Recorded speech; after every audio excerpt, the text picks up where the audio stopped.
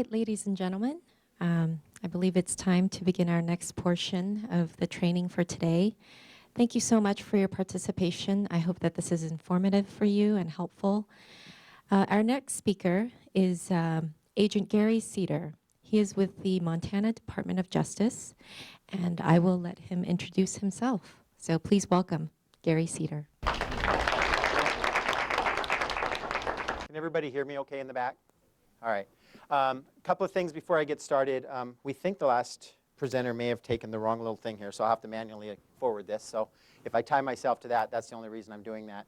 One thing I would like to start with is I work undercover strictly in the state of Montana, so I would please ask that there's absolutely no photos taken of my face at all during the presentation, and that's just for my own safety and so I can continue to do undercover work around the state. As stated, my name is Gary Cedar. I am employed as a criminal investigator with the Montana Department of Justice, Division of Criminal Investigation. So I work for the state. I am currently the Internet Crimes Against Children Task Force Program Manager. So I run the ICAC unit throughout the state of Montana. We have several affiliates that work for us, and we work those. Part of that unit is we are now incorporating into it sex trafficking.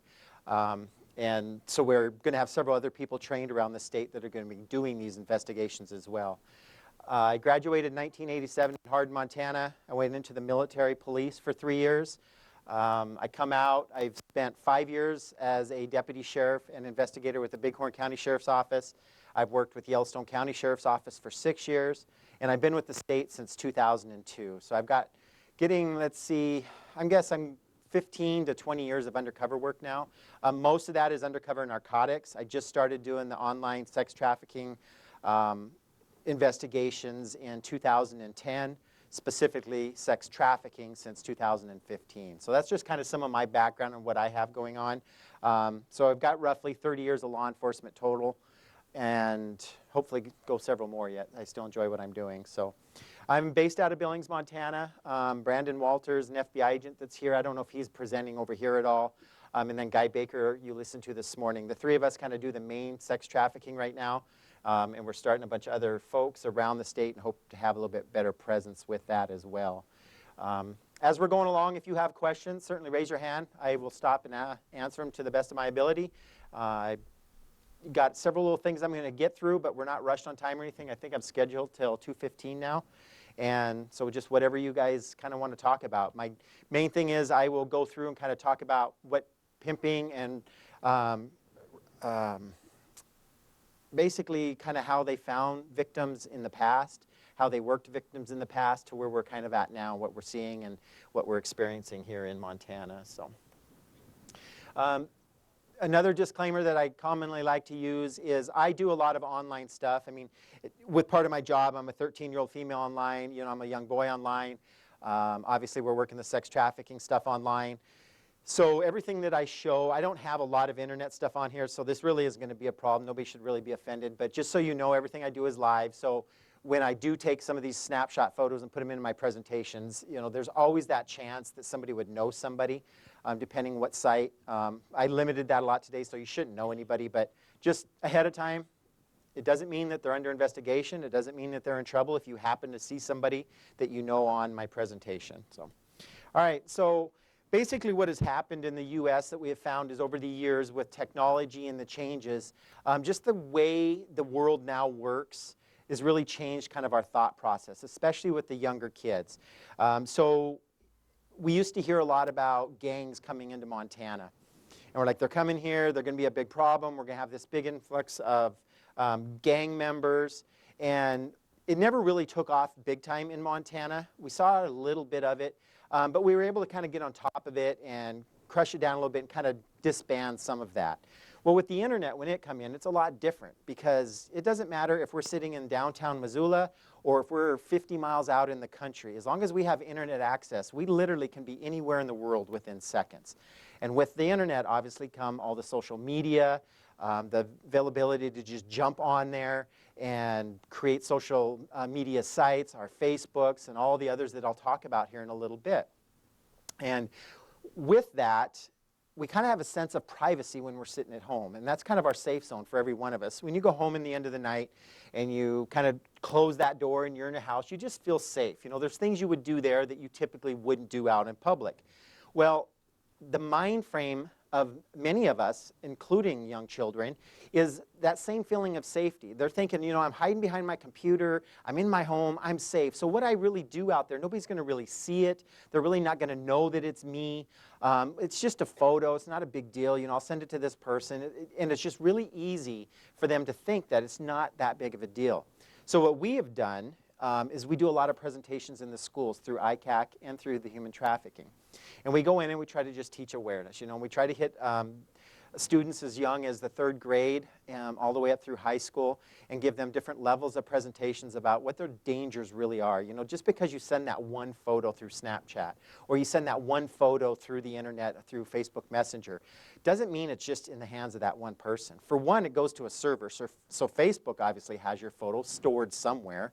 Pretty safe, but we just saw where Facebook, a lot of things, people got into Facebook and got a lot of information from us. So it's very easy and possible for us to get hacked into and for people to steal those photos. But more importantly is we really don't know who we're sending that photo to. They might tell you they're your same age. They might tell you, you know, they're single and they're just looking for a girlfriend. And the reality is, in my world, many times it's a much older male trying to elicit, you know, nude photos out of young girls and young boys. So we kind of talk a lot about that and try to show them that, you know, just because you're in your home and you're in your bedroom and you're online and you're kind of protected with that internet thing, you're just as big a problem of getting your photos out there. And then we also talk a lot about what happens when you graduate and you move into college. You know, what if that photo comes back? Or worse yet, you get married, you have children, and you try to get a really good job in life. Now all of a sudden that photo that you exchanged with somebody when you were younger starts resurfacing. And we see it all the time in the political world, photos that are coming back and resurfacing and just a lot of those things. So that's what we do with that. So with kind of that thought process, we try to encourage them to just make smart choices, you know, and don't fall for a lot of the things that they're going to be told by people online. If they tell you they're a 15-year-old male and they send you a picture of a 15-year-old male, that doesn't mean that's who they really are.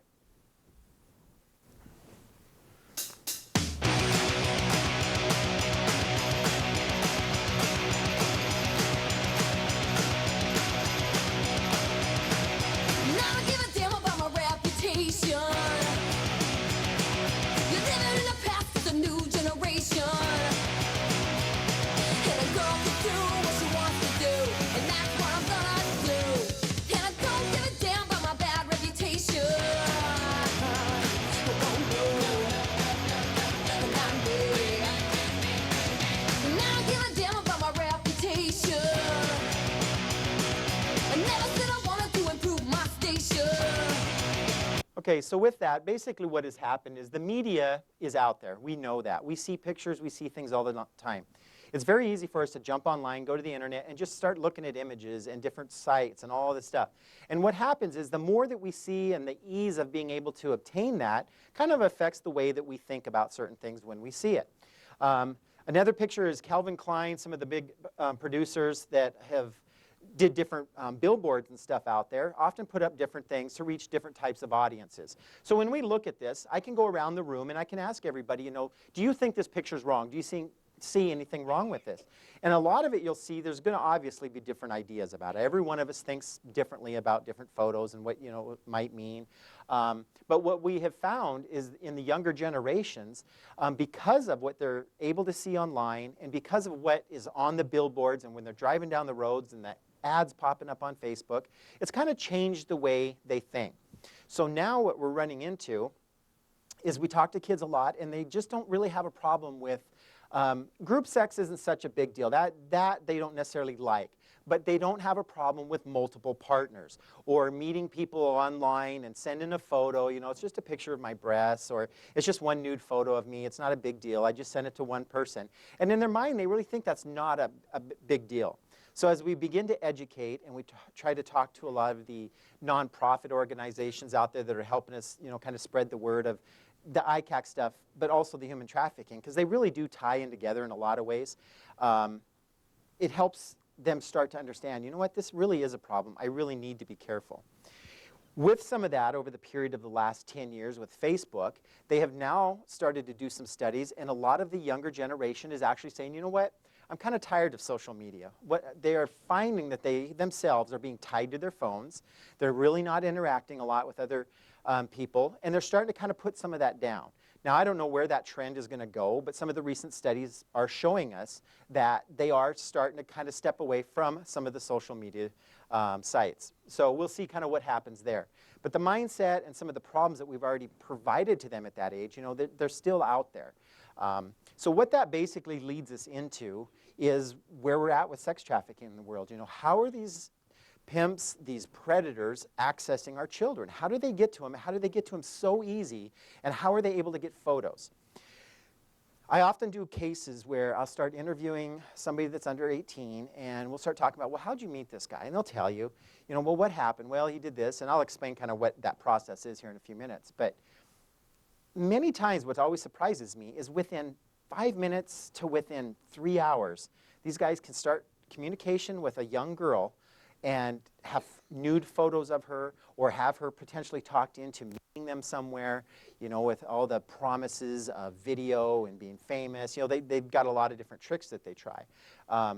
So that's kind of where that's at. And it's still surprising even to me that we can so easily be influenced by somebody talking to us and be able to manipulate us that quickly into doing something that we really know is wrong, but yet we still do it.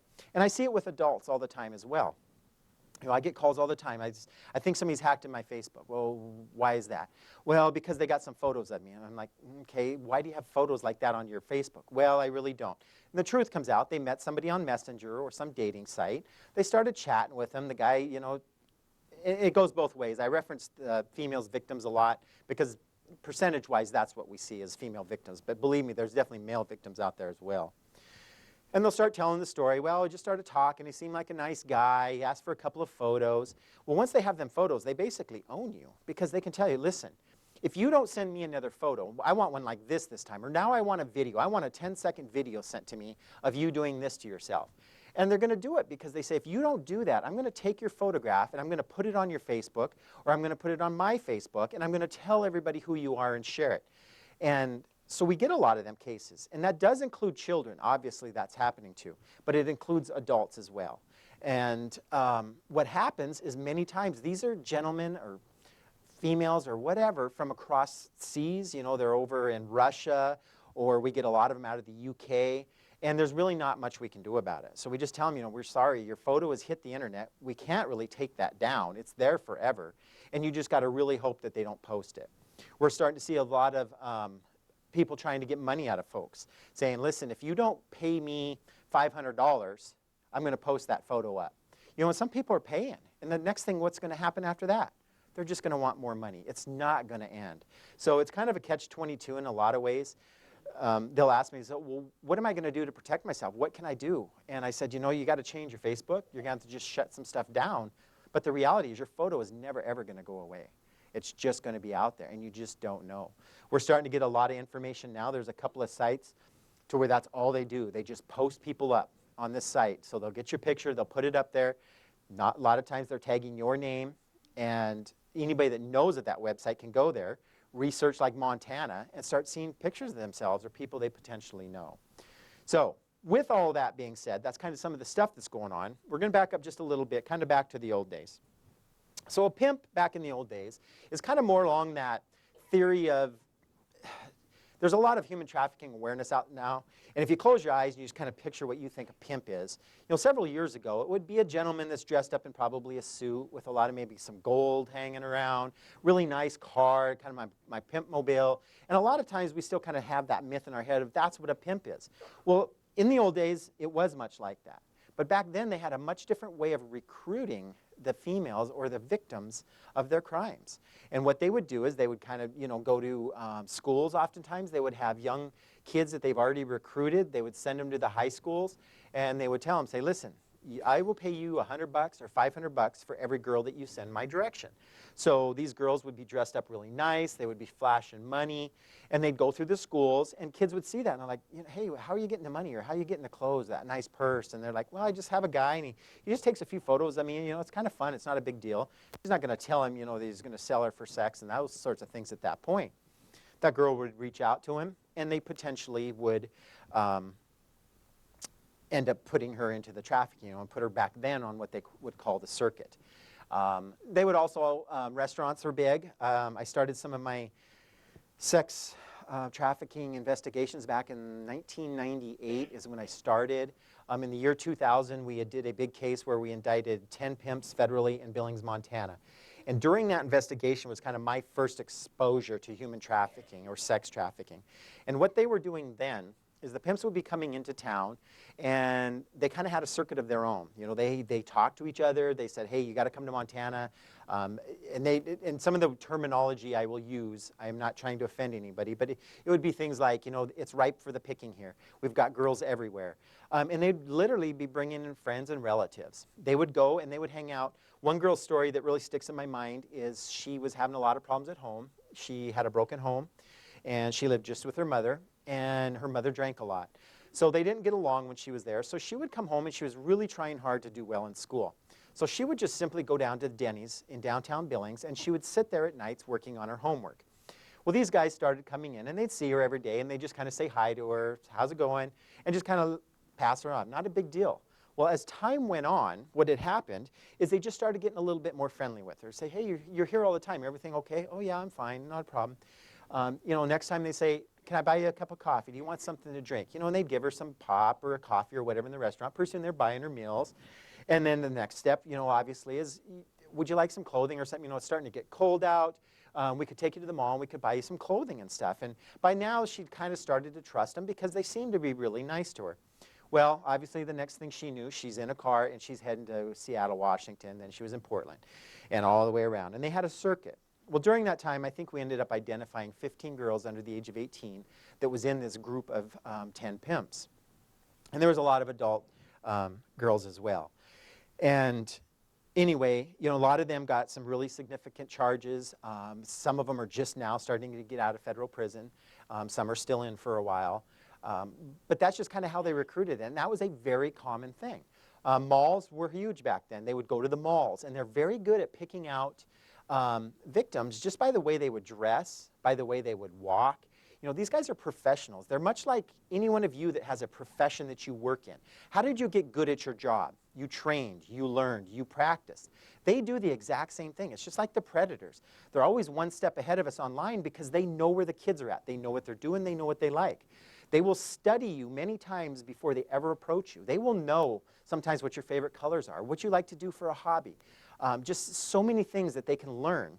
And that's where the online thing has really hurt us because it's easier for them. They can do this studying and learning online just by following you on Facebook or some social media site.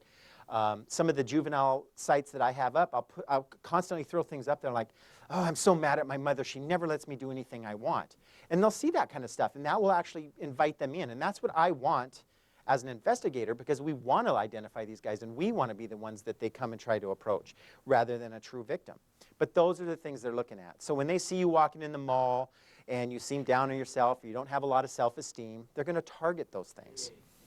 We had a big push on foster care. Children that are misplaced from families, taken from by CPS and placed into foster care or group homes. Maybe they have some sort of a disability.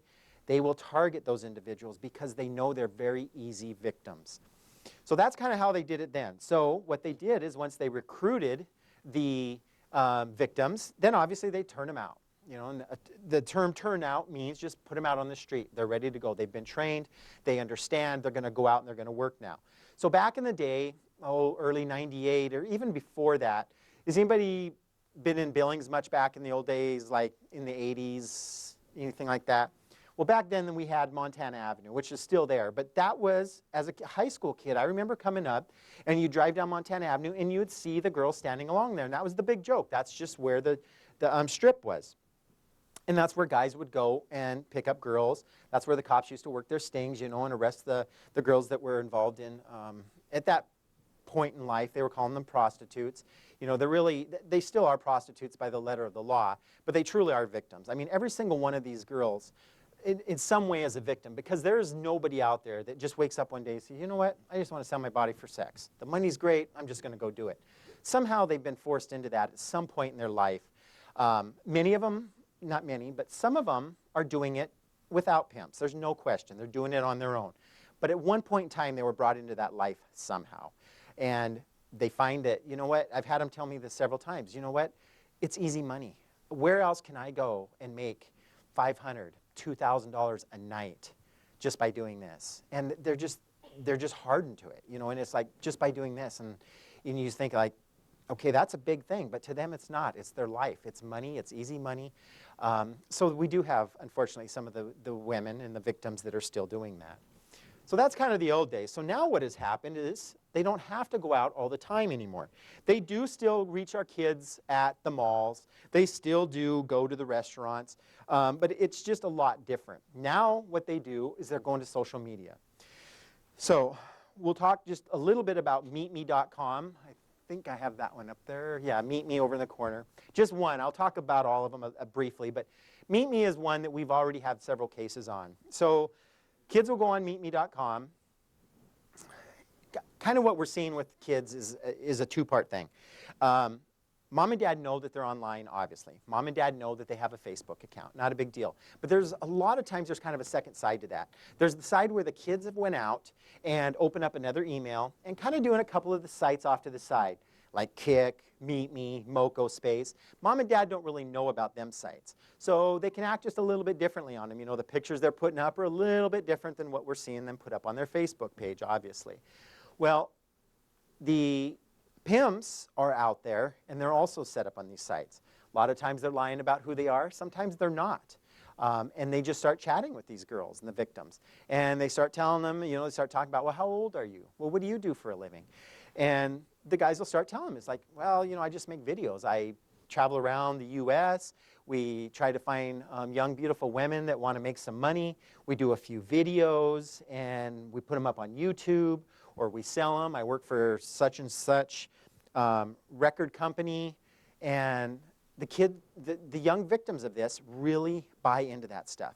Because the biggest thing that we are seeing is the kids that are on those sites really don't have the best background at home. You know, they're some of them that have been removed from mom and dad, or they have the single parent, or at a minimum, they just have the parents that really aren't watching what they're doing online. They really don't know what's going on when their kid is on their cell phone in their bedroom at night or on their tablet. So they identify these girls, and within a very short amount of time, they start to learn what their weaknesses are. You know, they only have a mom, they're homeschooled, or they don't have a lot of friends, or whatever it may be. I have also found that kids are opening up very quickly to talk about their sexuality. You know, are you a virgin? Yes or no. You know, and these are 13, 14, 15-year-old young girls, and a lot of them are talking about their sexual experiences already. And they prey on that stuff. So these guys will really kind of zone in on what they know about them, what they've done. And they'll just like, well, you're so beautiful. You know, I would love to be your boyfriend, or maybe we should go out and I can buy you some coffee and talk to you a little bit about maybe taking some of these photos. You know, you can make some money. People are really going to like you. Well, oftentimes what happens is they're telling them, you know, you're beautiful. I love you. I would do anything for you. You know, I would buy you things. And these are things that kids aren't getting at home. You know, they're not hearing every day from mom and dad how beautiful they are, or how well they do in school, or, you know, I'm proud of you. I'm proud of who you are and stuff. And we all need that. Everybody in here needs that. Everybody in here has some sort of a sexual desire, something that turns us on. These guys will prey on these girls, and they'll figure that stuff out. And they'll start throwing those things at him, and they very quickly attach to who these guys are. Well, once they've befriended them on this, and they've chatted a little bit, there's probably been some pictures exchanged, not necessarily nude photos or anything. At this point in life, it's pretty much, you know, this is what I'm going to do for you. I will love you. I will take care of you. I will buy you things. And they just kind of start learning about them. And then what happens after that is they move into kind of how they will start working on meeting them. So typically what happens is we meet them on like Facebook, Meet Me, or Moco Space, and they quickly move them either to texting on their personal phones, Kik, or Snapchat. So we'll talk a little bit about Kik. Kik is an app that you can put on your phone. And basically what happens is when you install this thing on your phone, you create your own username. You know, nobody's going to tell what their real name and that sort of thing is. They're going to create a username. They tell them who they are. And from that, they then go into setting up this little account. Well, with Kik, if you send messages, it's a lot like texting, but you can send little videos. You can send pictures, obviously, but you can also video call anymore. So you can actually talk back and forth with them. Well, once you log out of Kik, all of that is gone. It deletes everything. And Kik, the company Kik, does not keep that information. So on a law enforcement end, it's horrible for us because the evidence very quickly can disappear. And they will tell them, you know, make sure that you log out every night. So if your mom gets in here or your dad gets into there and they see that, they don't see, you know, that we're in love and that I'm going to be taking care of you and that you're going to come see me soon.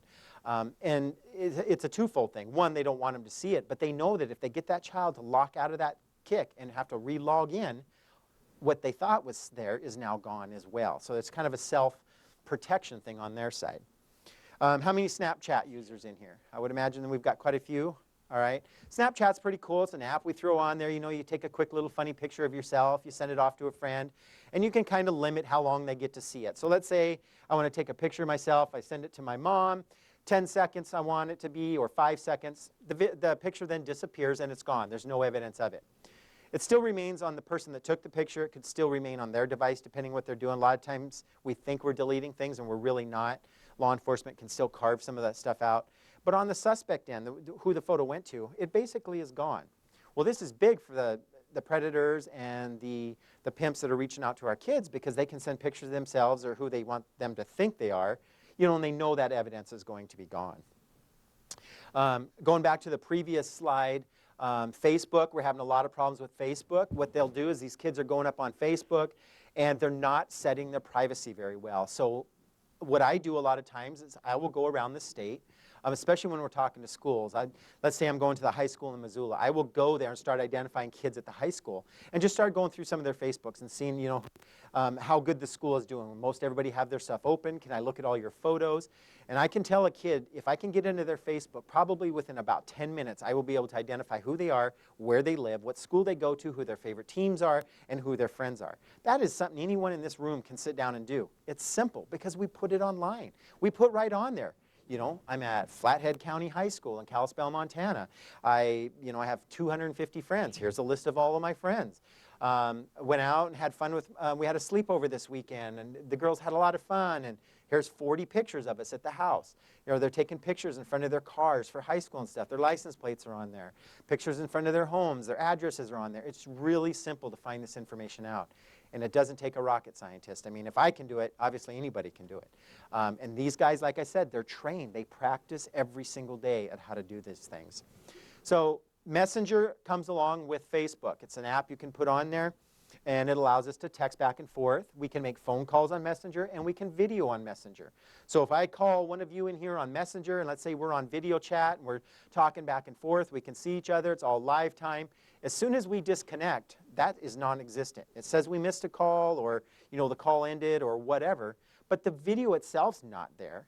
But they are videoing it. On their end, they have recorders set up on their equipment, and they're videoing this stuff. So once a pimp gets this girl and he's chatting with her and say, hey, why don't you try this? I need to see a few poses. I need to see what you really look like before we meet and I take photos, or before I want you in one of my videos. So the kid is in their bedroom. They're alone. This guy is saying, I love you. I'll take care of you. He's going to make a video of me. I could actually be famous someday. How easy do you think it's going to be for them to get those girls to do something in that room? Well, once they record it and they send it to him and say, hey, I recorded you. If you don't now do this, I'm going to own you. Or they just say, continue on. You know, you're very beautiful. You did a great job. I'd really like to meet you and go over some more of this stuff. Sometimes they will travel to the town.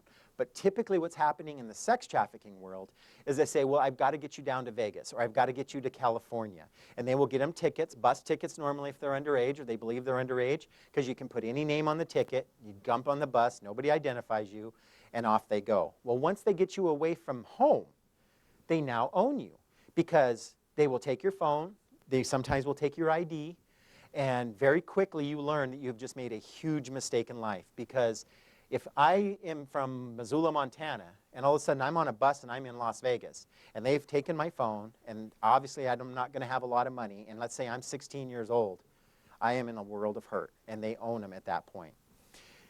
Life quickly changes for them. Sometimes they will continue to be that Romeo pimp. You know, I love you, baby. I'm going to take care of you. They're still starting to control them. They're still telling them a few things to do. And all of that happens sometimes in less than 24 hours. Sometimes it's over a period of a week. But it happens very, very quickly. And how do we find out? We go into the room the next morning, and our child is not in the room. They have left in the middle of the night. And this happens right here in Montana. Because if you think back to when I started, it don't matter if we're living in Missoula, Montana, or if we're living 50 miles north of Missoula or east or wherever in some rural area, and it's 10 miles to the nearest highway, we still have access to the internet. They still have access to you, our children. And that's how they're doing this. They like to get cell phone numbers because that is a control thing. If a pimp or a predator has your phone number, they have you 24 hours a day because we always have our phone. So they'll constantly be texting. You got out of school at 3:30. Why aren't you texting me? Where are you at? Why aren't you home? Well, I'm just hanging out with my friends. We're going to the mall. Well, you're supposed to be home. You're supposed to let me know. They're starting that control way, way early, and sometimes before they even met these kids. And they're going to feel guilty. You know, these kids truly think this person believes in them and understands them and loves them. So it's very easy to manipulate them and make them feel guilty. So that's kind of how a lot of that starts. Obviously, there's always the promise of money and that sort of thing. You know, oh, baby, we're going to make movies. We're going to do this. We're going to do that. It's going to be great. You're going to make a lot of money. You know, and kids will eat that stuff up. I mean, any young girl, young boy in life that doesn't have, especially a good background with home. And the other thing we need to keep in mind when I talk about a good background with home, it doesn't matter. We've had kids, this has happened to kids that have got the best parents in the world. You know, they got a stable mom and dad. They, you know, everybody's got jobs. They actually love their children. They take care of them. Anybody, it does not matter, can be a victim of these crimes. It's just a matter of how they manipulate that child and how they get them to trust them. And like I said, it's very easy for them to do. And the next thing that they're gone. So what happens? So we get down there, instead of making movies, we're taking pictures, and the next thing we know is we are posted up online. And we are going out and doing things. Now there's a couple of different stages that happen with this. Many times these guys will convince the girl that, I love you, we need to do this, let's get together. He gets the girl down there. Now he's going to play this game about, you know, he went from, oh, I have all this money and all this stuff. He's going to start talking to her about, you know, hey, baby, I really want to do this for you, but we need to make a little bit of money. We're short on money right now. I really need you to make some money. So depending on the victim, this can go a couple of different ways. By now, they've probably already had sex with the child. That's one of the first things that they're going to do, is that's going to show the love. They're going to have that sex with that child. They're going to probably take a few videos of that, maybe a couple of pictures, and they can kind of use that against them. Say, listen, you come down here on your own. Now you're doing this. Who's going to get in trouble? I didn't tell you to do this stuff. You did this on your own. I didn't go up there and force you and kidnap you. You're the one that's going to get in trouble. You're the one that did this. And they start believing that. It's like, if I tell somebody, I'm going to get into trouble. And I see that a lot on the internet crimes sides of things. Well, they're doing it to them here too. So what happens is they're using some of that against them. So they've already had sex. Generally, it's unprotected sex in these scenarios that I'm seeing most of. And we're short on money. So what are we going to do? Well, depending on the victim, they got a couple of different routes that they'll go. I used to be a DARE officer, and we talk about the stages of drug use. You know, it's like marijuana was the gateway. Well, in the sex world, stripping is the gateway. So they'll sell it to them like this. It's like, there is a lot of money to be made in stripping. I've known a lot of girls. They work at these strip clubs. They can make thousands of dollars a night. Honey, if you just work there just a couple of nights, you know, you can make a lot of money. We'll be able to get this what we need. We're going to be able to get down to LA. We're going to get this video started. And she's going to be a little hesitant. I don't want to do that. I don't want to strip. Babe, I love you. I'm going to take care of you. It's not like I'm going to make you have sex with somebody. You're just taking your clothes off on a stage. They're just going to give you money. And they manipulate them into that. They start believing that. That's, you know, and these kids are now away from home. They think that they're in love, and it's just a stepping stone. Some of them don't get that stepping stone. They strictly skip the whole stripper joints because they're at risk a lot there, because if they're underage, they have the potential of getting caught inside of the strip joint as well. So If they get them to do that, then obviously the next step is we still need money. I can take a couple of pictures. I'm going to do some stuff. You're just going to have to meet with this guy. It's not a big deal. And they're going to send them off into this world. And that's where they start getting them into actually having sex in exchange for money. And again, there's going to be promises of money, promises of being taken care of, and they never see that money. The reality is, once they start doing this, all the money goes to the pimp. He's going to control that. He's not going to allow them to have those communications outside of where they're at. They don't want to risk them being able to call back home. Well, as this goes on, there's a lot of trust that is built up, obviously. And many times we are starting to see girls that are working for pimps coming into Montana now without the pimp. So you start wondering, and this kind of hurts us sometimes in court, because the defense attorney's like, well, you traveled up here to Billings, right? Yes. And this guy wasn't with you? No. Well, why didn't you call the cops? Why didn't you do something? If this is such a bad thing and this guy was running you, why didn't you just walk away? You weren't even there. By that time, they have got them so convinced that even if they do run, the other thing that happens is, if you remember back, they're learning about this child way ahead of time. So as they start to control this person, they've already talked about mom and dad and brothers and children. They know where they live. They got their phone numbers if they've taken their phone or they've gotten it from them. Hey, if anything ever happens, who should I call?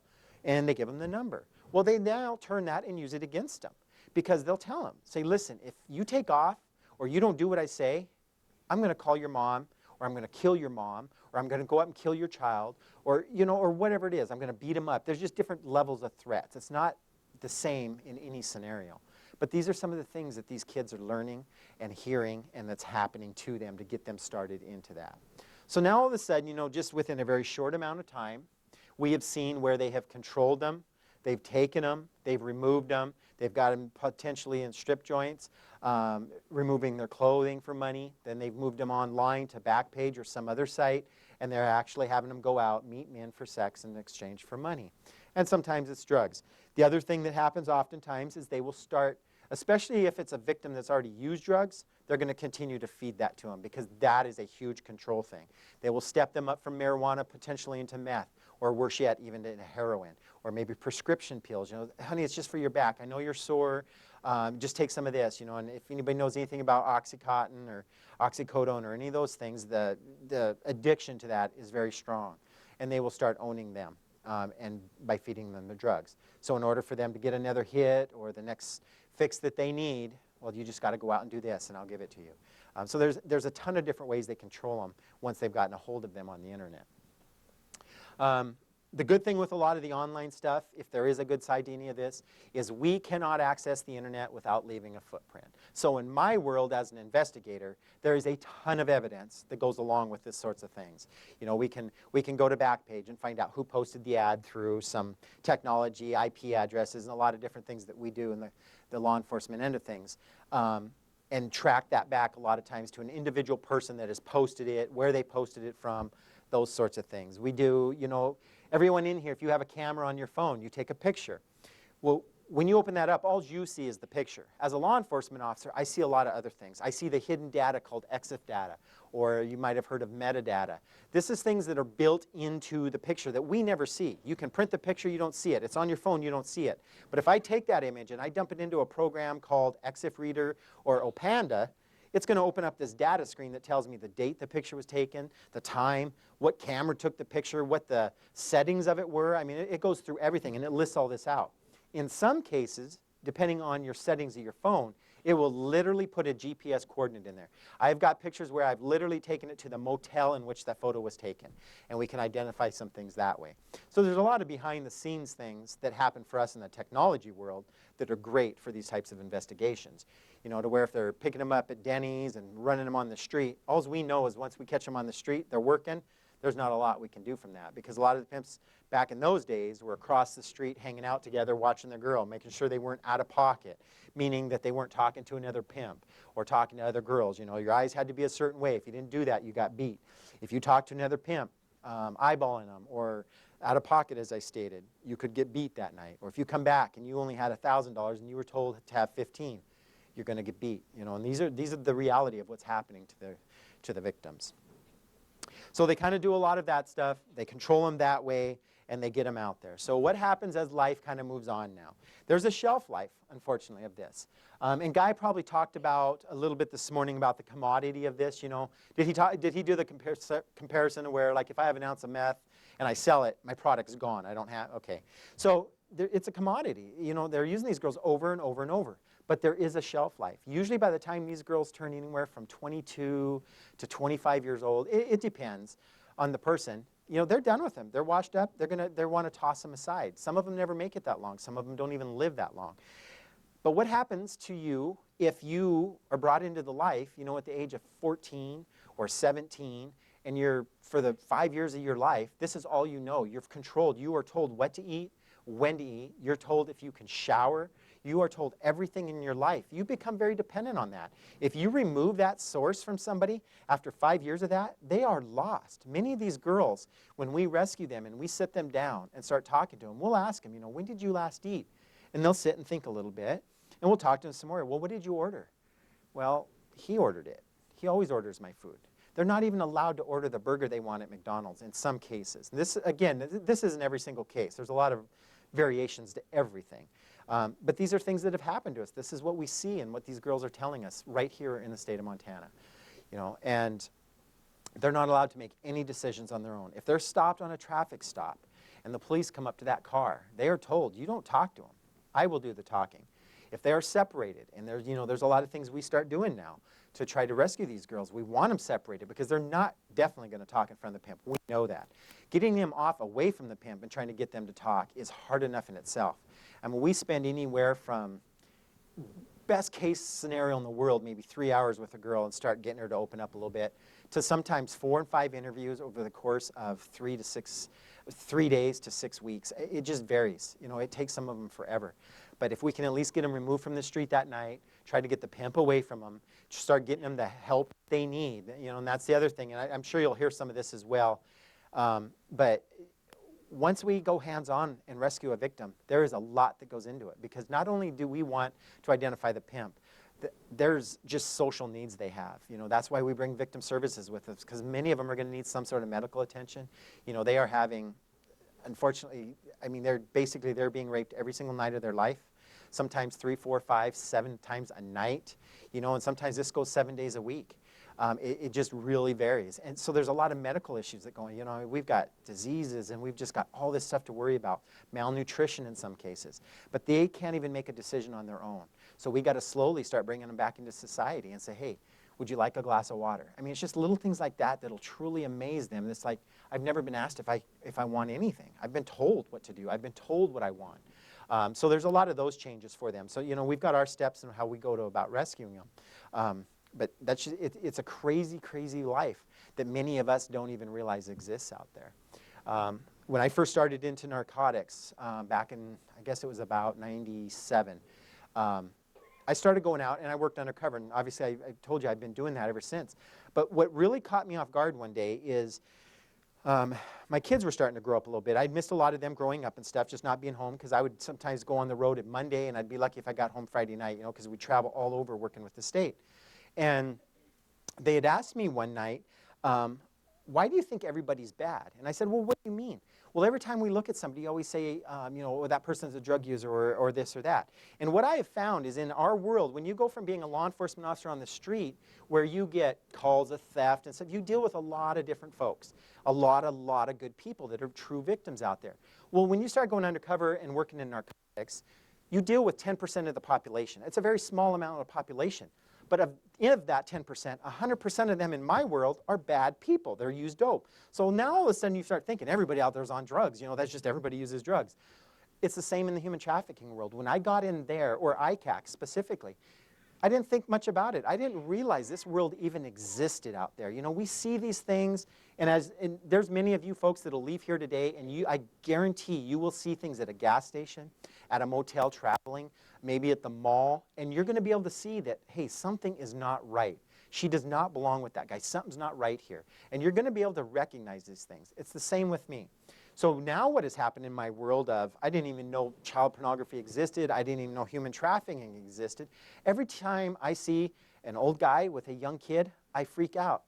It's just like, it's no different than me taking my 3-year-old granddaughter, you know, and walking around. But when I see that, I'm starting to think, okay, does that child belong to him? What's he doing to that child? You know, you got to step away from that. But what I'm trying to show you is, as we learn things and as we train, we look at things differently in life. And you will do that when you leave here today. You know, things that you typically would just ignore in the world, you will look at and like, she could be a victim of human trafficking just because the way she looks, she's not allowed to talk, she's following him. You know, just little things like that that just don't add up right. They're from out of state. But the reality is, what you need to keep in mind is some of that's going to be legitimate. You know, truly, there are good people out there that are traveling, girlfriend and boyfriend relationships. But there's just other indicators that go along with them. You know, the way they're dressed. You want to watch for things like that. 2 girls, 1 guy. You know, they're sitting in the back potentially. Just a lot of different little indicators. And I know that Guy talked about some of that stuff this morning. So, all right. So we've talked a little bit about kind of how they're meeting and what they're doing online and the progression of things and how that they happen. So some of the things that go as life now continues is we are starting to see the true ownership. They start treating them as property. I own you. You will not go out of pocket with me. If you do, you're going to get beat. You could get killed. I have killed girls in the past. The last girl that did that to me, they still haven't found her body. You know, these are things that they're telling these girls. And some of them are true. I mean, it's not all made up stuff. So they're starting to brand them. And I'm assuming Guy talked about tattoos this morning as well. So I've got a couple of tattoos that I'm going to show. These are actual girls that we ran into in the state of Montana. So what happened here is this particular girl, we had an op going one night. I think this one was in Billings as well. And it was one of our first ops. And when we first started into this, we just got really busy. We were still kind of learning how we were going to do these ops. We'd reach out to some of them, we'd send them a text, and I do all the undercover with that. So I'm the one that'll initiate the contact with the victim online. I'll chat her up, say, hey, you know, how much do you want for an hour, this sort of thing, and we set up the date. And we either show up to their place or they'll show up to our place, and then we identify ourselves and we start working on them. And trying to see, you know, are they in danger, what's going on in your world, where'd you come from, that sort of thing, and doing what we do. Well, this particular girl had showed up, and we had already had another girl showed up. So we had an interview team in a different room talking to the first girl that had showed up. So we had another set of team members helping us out. And this girl comes in, and one of the things that I do all the time is I go in, we identify them, and I tell them, we have to search you, obviously, to make sure that there's no knives, guns, whatever. I said, and then we're going to take pictures of your tattoos. So we send them into the bathroom, and we have a female go in, and we take pictures of their tattoos. Because tattoos, in my world as well, can tell a story. You can learn a lot about tattoos. And everybody in here, if you're really into tattoos or you have a lot of tattoos, other than me, I had back in like '07, I got 2 tattoos, and there's not the significance to them because it involved alcohol and it involved Florida. So it was a different world back there. But now, when we see a lot of it walking around, people have tattoos all over. If you would ever spend time talking to those individuals and stuff, they're really, for the most part, there's meaning and significance behind every tattoo of some nature. In their world, what means something to them. It might be kids, it might be family, you know, just whatever, beliefs, religion, all kinds of different things. Well, it's the same in this world. You know, the tattoos that these victims have, there's a story behind it. It may not be a story they like, and they may not have had a choice in the story, but there is a story. So this particular girl, not a lot there, but just from what you've learned so far, what are some things that we might kind of pick up on in this tattoo? Anybody have any ideas? Okay, obviously the crown. Big, big, big one. A lot of girls don't go around putting crowns on themselves for tattoos. I have seen some. Anything else? What's that? Okay. Okay, right there, very important. For the love of the game. I don't know if, Guy, did he talk about the game and the life this morning? Did he cover that? Big, big thing. Nobody talks about that unless they're into the human trafficking side of things. Prostitution, being run, that is the game. That is the life that they're in. You're not going to see a lot of that. Well, this particular girl come in. We went through the steps. Who are you? Are you here on your own free will? Yes. Do you have a, you know, the questions are asked differently. But basically, do you have a pimp? No. I make my own money. I do this on my own. Okay, well, we're busy with this other girl. We're going to send you along. Well, a week later, when I'm just going through and trying to match everything together, who did we identify and enter our intel and stuff, I look at this tattoo and I see that. Well, I never saw that night. I didn't get to see that because of the busyness and me working undercover. We missed a pimp. There's no doubt in my mind. This girl was not in Billings, Montana with that tattoo on her shoulder alone. So knowing that now, this girl would never have gotten away from us. You know, we'd have been able to rescue her that night. But that night, and for all I know, she's still out there. I don't know what happened to her. We just don't know. I don't think she comes back to Billings anymore. The other good thing about us doing what we do online is the word is getting out there. We have talked to victims that said, yeah, we weren't going to come up here because we heard the cops are working a lot of undercover stings. To me, that's perfect. Don't come here. We don't want you here. Whatever we can do to keep you from coming to Billings or Montana, great. You know, we're not rescuing them that way, but at least it's not coming here, and at least we're not satisfying the Johns out there that are victimizing these girls every single day. And that, you know, that's a whole other element to human trafficking that we don't talk about, is these girls wouldn't be doing this if there wasn't that demand. You know, and unfortunately, we've got a lot of people out there that are having sex with these girls. That is a problem. Yes? No. No. So we have kind of shifted in this whole investigative world into what's called victim-centered. These ladies are victims. They're not suspects. Now, I won't say that I will never arrest one for prostitution, because the reality is some nights, if I know that they're really high and I know that there's a pimp and I can tell they are scared to death, by me releasing her, I could actually be getting her beat. And I know that. So there are times where we will throw them in jail. That'll give them a time to kind of get off the drug. We'll talk to them for a couple of days and just hope that maybe they will talk to us. But for the most part, we do not do that. They are victims. There are laws out there now that protect them. Specifically, if you are under the age of 18 and you are out being involved in prostitution at all, the law will not allow us to charge you. If you're over 18 and you are a victim of human trafficking, that is what we call an affirmative defense. You can get off because you are a victim. You know, they're going to have to admit at that point, I was being run by a pimp. We're going to have to verify that and make sure that that's true. But that's a great way for us. So there are protections that they have. But our intent is not to go out there and arrest the girls. We do not want to do that.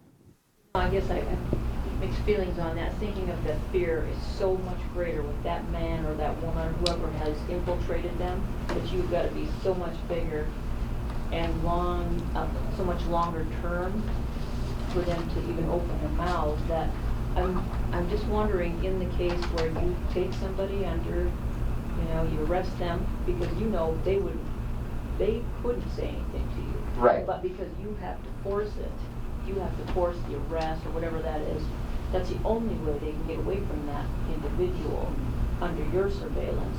But to get them to talk, you'd almost have to have them for weeks. Absolutely. And as I stated, even with a victim, so the whole thing is even by throwing them in jail and trying to force that out of them, what's the reality of really getting the information out of them, you know? And the true fact is, if they're not ready to talk, they're not going to talk. If they're in a point in their life where they just don't want to, they're not going to. We can't force them to talk. So by throwing them in jail and wasting that time and not being able to get them talking, you know, what good have we really done for them, if any? You know, are they going to get out? And on the same hand, many of them that we do rescue, you know, we'll get them home, we'll get them some medical help, and in 2 weeks they're back in the life and the game. You know, there's no, even though we rescue them that night, there's no guarantee they're not going to go right back into it. You know, pimps kind of have their own circle. They know who's working for who, sometimes by the tattoos, and if they know this girl's guy was taken down, they're going to be hitting her up very quickly. The other thing that they risk is when they don't have their pimp, or even when they do have their pimp, and they put those advertisements up online, they are getting texts from other pimps. Hey, you want to make more money? You want to make better money? Sometimes they're even trying to just set up dates. It's very common for me to have to take a picture and send it to them to make sure that I am who I say I am. And if they don't like something, or you know, it's a certain a race, for instance, on some of them, they're not going to meet for that date. They're going to stop communication. So that's another thing. You know, there's so many variables out there that affect every single one of the ops that we do, and you just got to learn some of that stuff. It's very difficult to understand each victim. Yes. So are the pimps that hard to find and identify? They can be. Again, a lot of it in our world is even if a girl doesn't cooperate, we are still putting cases together, because if you think about me talking about technology, I can prove so much. So when I get her phone, there's going to be evidence on that phone. A lot of times it's going to be text messages to the pimp or to daddy. A lot of times it's daddy. You know, I've got somebody to come in for 1 hour for $250. Okay, let me know when he leaves. You know, just things like that. I mean, we're going to be able to identify some of that stuff. But as far as just walking down the street and stuff like that, I mean, you don't know. I mean, it isn't the chains and the gold and the things that we used to see, that, those are myths. That just doesn't exist. These are just normal people walking down the street. And the other thing that we're seeing too is I talk about pimps and human trafficking moving through the state and stuff. The other thing that we're seeing a huge amount of is local girls in the communities online doing this, because they're in relationships maybe with their boyfriend or somebody, and they're down on their luck. They don't have a lot of money, or worst case, most common case, is they're addicted to drugs. They need money. So their boyfriends are literally out there pimping them out online just for the money so they can go buy drugs. It's just as illegal. On the state side of things, I don't care if you had to cross state lines. I don't care what the scenario is. If you were forced into this, or you were trading sex for money and somebody is benefiting from that, some guy is running you doing that, I'm going after him as a pimp. And the penalty's the same under the state laws. Federal laws, it takes a little bit more. We got to have some interstate transportation, but that's easy to do. It's easy to do those cases. So, but it can be difficult, definitely. So a couple of different cases here. Basically, these two girls. The other thing I always do is there's certain things I look for when I'm doing my undercover and I'm trying to determine what girls I want to talk to that night. I look for certain things. The lack of tattoos. Typically, a 17-year-old girl isn't going to have as many tattoos as a 22-year-old girl in this world. Duos, couples, 2-for-1, things like that. Those are big to me, because to me that indicates to me that there's probably a trainer. There's going to be a girl that's kind of been around a little bit. Maybe the bottom. Did he talk about bottoms and what a bottom is? So maybe the bottom, and the other one's going to be a newer kid or a newer girl. So even if she's not underage, she's not going to be as hardened as well yet. She's still being trained. They're clearly still watching her, not allowing her to do things on her own. So those are the targets, the victims that I want. I will go identify both. We separate them and we talk to them. So these two girls, again, remember I like to take pictures of tattoos. It means everything to me. It tells such the story. But I see this. Obviously the first thing that jumps out, the crown. The other girl has this on it. No crown. Didn't think a whole lot of it. I take the pictures. We start talking to them, and I see this one, so I ask her, what's the significance of that? Oh, a really good friend of mine just died, and I went to the funeral a couple of months ago, and I decided to get this tattoo for myself in remembrance of my friend. Okay, I kind of buy that. Doesn't make a lot of sense. Why the crown? I don't remember what her response was, but not really a response. So Brandon and I had some problems. He wasn't getting along with the girl he was talking to. So a lot of times we'll flip, because we kind of know what this girl said. He knows. So we'll flip and kind of run the stories through and see if they're giving us the same story. So I noticed this on the other girl. So I asked her, I say, what's that mean? She goes, I don't know. I was just out one night. Some friends and I, we decided to get it. So now all of a sudden I'm like, okay, we got two girls with the same tattoo, and they're giving two different stories. Something's up. Clearly, in the end, once we got the pimp identified and stuff, he had this put on all of his girls. And I don't remember the significance. It had something to do with his last name. So, but we saw that. So here's another one. End result was this was her pimp, and that was the crown that he had tattooed on her. So when we're seeing the crowns, it's not just you go online and you learn about things. These are pictures of girls right here in Montana that we have rescued. This is happening in Montana, and that's kind of the whole thing that I tried to express throughout my presentations. This isn't something that's happening in the world. This is right here. This is home. These are things, if you get on Backpage, these are girls that are being ran right now in Missoula, Montana, every single day. Right back here, please. I had a hard time with this. Okay. So I want to take it down to what I understand. Okay. Bullied child in school, I'm the bully. So my children are 30. So when my children were being bullied, the response was, your kid's doing something wrong, he's a victim.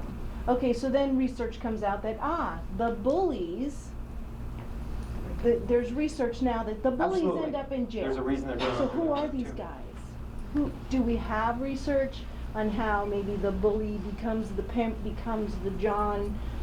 I honestly don't know the answer to that. Yeah, I don't know. Some of the victim gals would be better to ask that question too, because they understand a lot of that type of studies. But I'm not sure what brings them up, why they are doing what they're doing, and where that all started. Like in the predator world, there's a lot of studies. They were abused in the past sexually and different things like that. But as far as the pimp, why is the pimp a pimp? I honestly don't know. A lot of it's greed and money. It's the culture they're raised in. They're around this. They see it. When I did that case back in 2000, when I did that case back in 2000, we did dad and a son. He was like 35, dad was like 60. They were both running girls. Clearly, he learned that from dad. It was a family, it's a family tradition, I guess, in some crazy, scary way. So, all right, one of the last slides that I have is just kind of a glimpse at, okay, so we know all this crap's going on and we know what's happening with our kids. What do we do to protect ourselves? Well, as parents, as aunts and uncles and nieces and nephews and whatever your relationship might be with a younger person underage that might, you know, what are they like? You know the people. Talk to them about it. It's important to have conversations. As weird as it is to have a conversation about human trafficking, it is absolutely necessary. But more importantly, we need to see what they're doing online. If your child, your friend, your relative is young and they have a Facebook page, please don't let it be public. I mean, there's just no reason for that. The whole idea behind a Facebook page is to show our friends and everybody what's going on. Well, let's just limit it to our friends. Why does this guy in New York have to know what I'm doing when my friends are who I want? So let's just let it be to where only our friends know. So lock it down. I, as a law enforcement officer, undercover or whatever, should not be able to go to your child's Facebook page and learn all about them. I have no reason to know that. They need to lock me out. They need to lock out the suspects and the predators. Was there a question? I was just wondering, what is the law for people to take pictures of your children and then stick it on their Facebook without your permission? Is there a law for that? Not really. No. The question basically is there a law for somebody to take a picture of my child or me or whatever and put it on their Facebook without permission? There really is no law on that. If you're out in a public place and somebody takes a picture of you, there's really nothing you can do about it. I'm talking about close people to you. No. And we get that call a lot too because, and I get that question a lot because birthday parties and things like that, and they're taking pictures and they're throwing them up there, and and we'll even get the call about the aunt that took grandma was watching my kid. He's 4. She took a picture of him in the bathtub. She put it up on Facebook, and then people, just weird stuff like that. That's a little bit different, but just a normal picture, if somebody takes a picture of your kid at a party or staying over, whatever, puts it up, there's really nothing illegal about that. So, yes. Do you find if tattoo parlors are a valuable resource for you, or if they cooperate at all in any level? Yes and no.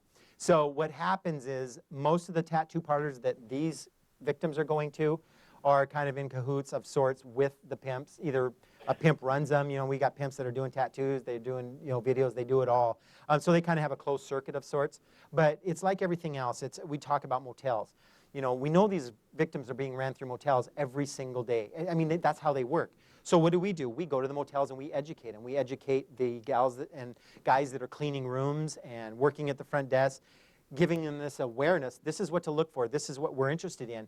If you see it, please call us. And since we've started doing that, we're getting calls. So it'd be the same as to reach out to the tattoo parlors. Honestly, we haven't done that. That's something we should look at doing and just, at least giving them our card and talking to them. But I do know that many of these girls, because we ask, well, where'd you get the tattoo? And there's usually some sort of tie back to their pimp. So, all right, some other things, monitoring activity. There's a lot of controversy on this, but I've just got to the point, I just take a stance. Because doing what I do, I know how kids are victimized. And I'm telling you right now, there is no reason for your child to be on their phone, on their tablet, in their bedroom with the door closed at night. There's no reason. There's nothing but bad things going to come out of that at some point in life. Statistically speaking, a large percentage of our children have been approached by somebody online that they did not know. Many of them are smart. Many of them have been talked to. Many of them say, ignore it or whatever. But with enough consistency or just that right thing that one night, maybe that child's in there and she's just mad at you tonight, and the right guy says the right thing and starts that communication, it's just a matter of time before things go downhill in a really, really fast way. Very scary. Monitor their stuff. I just told my kids when they wanted cell phones and they had cell phones, it's very simple. You want a cell phone? Great. I will have the passcodes. I will control your phone until you're 18 years of age. If we do that from the onset and they know, it's not a big deal. But if we give them their phone and now we've had a problem, they've had their phone for a year, a few months, and you go to them and say, I want your password, I'm going to start looking at stuff. I'm afraid you're in trouble and things like that. There's going to be resistance. Set boundaries, set rules when we start. Say, this is what's going to happen. If you don't like it, you don't have to have the phone. And they're going to want the phone, believe me. All right, a couple of questions. Was there one over here first? I'm just curious, are these people online just browsing and coming across these children, or is there something that's drawing them to specific children online? They're searching. I talk a lot about that with internet safety. It's not so much the photos you put up, it is the photo. It's the type of photos you're putting up there. If you're putting up photos of young girls in bikinis or or they're creating these other sites that mom and dad don't know about, like on Meet Me. Those are very almost sexual in nature. That will attract trouble. I'm telling you, if there's a predator out there and he sees that, he's going to come check it out. A lot of them are just through friends. The pimp knows a girl. Well, he's going to start kind of reaching out to some of her friends and that sort of thing. So they'll go out searching, and they're looking for certain things. Yes. Question towards the back. Yes.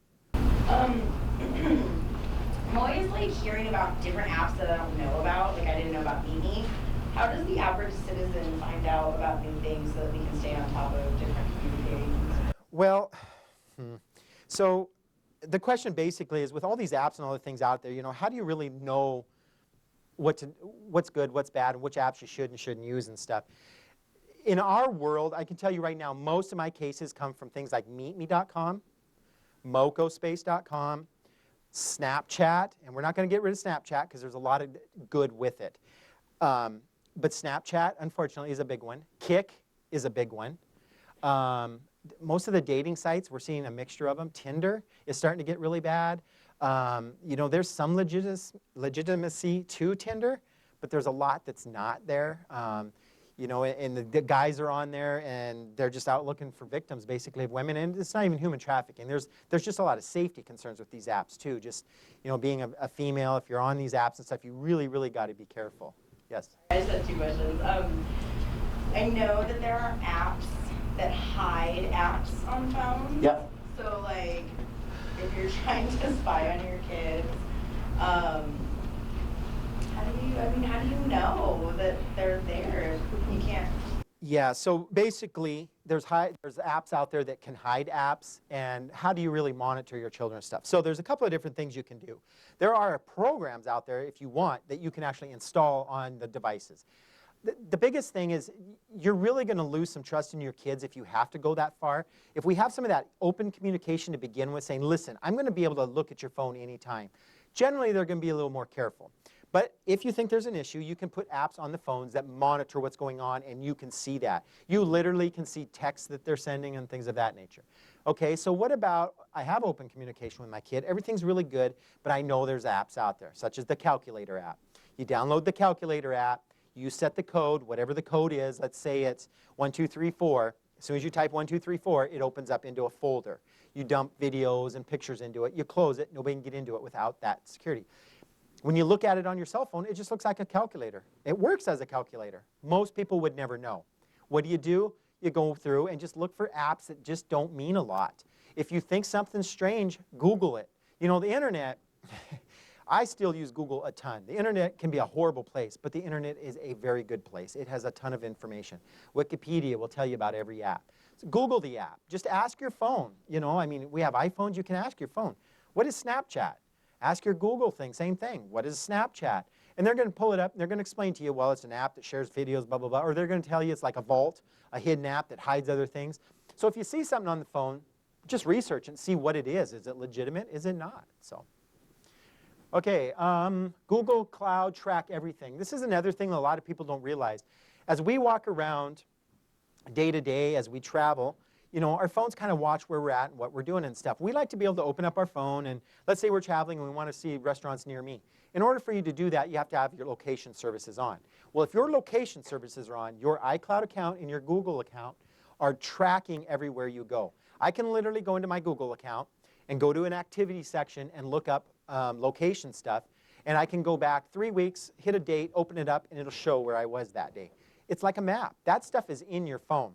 So check that stuff, check your kids' things, but need to know that self-protection of yourself. There are things that people can do to track you. Does anybody know about the mapping feature on Snapchat right now? All right, so depending how you set it up, by default, I think you're hidden as the ghost or whatever it's called. But if you take your Snapchat and open it up to the picture place where you're going to take a picture, and you just take your fingers on there and squeeze it together, it's going to open up a map, and it's going to show right where you are, and it is accurate. It will put you almost in the end of your home, not just in your home, but you can almost tell where you're at in your home, like at this end of the home or whatever.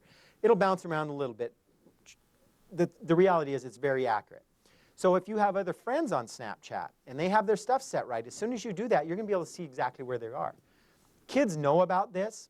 Another thing is just tell your kids, don't shut it off. I'm going to activate this. If they know about it, That's a quick, simple, free way to be able to do and know exactly where your kid's at all the time.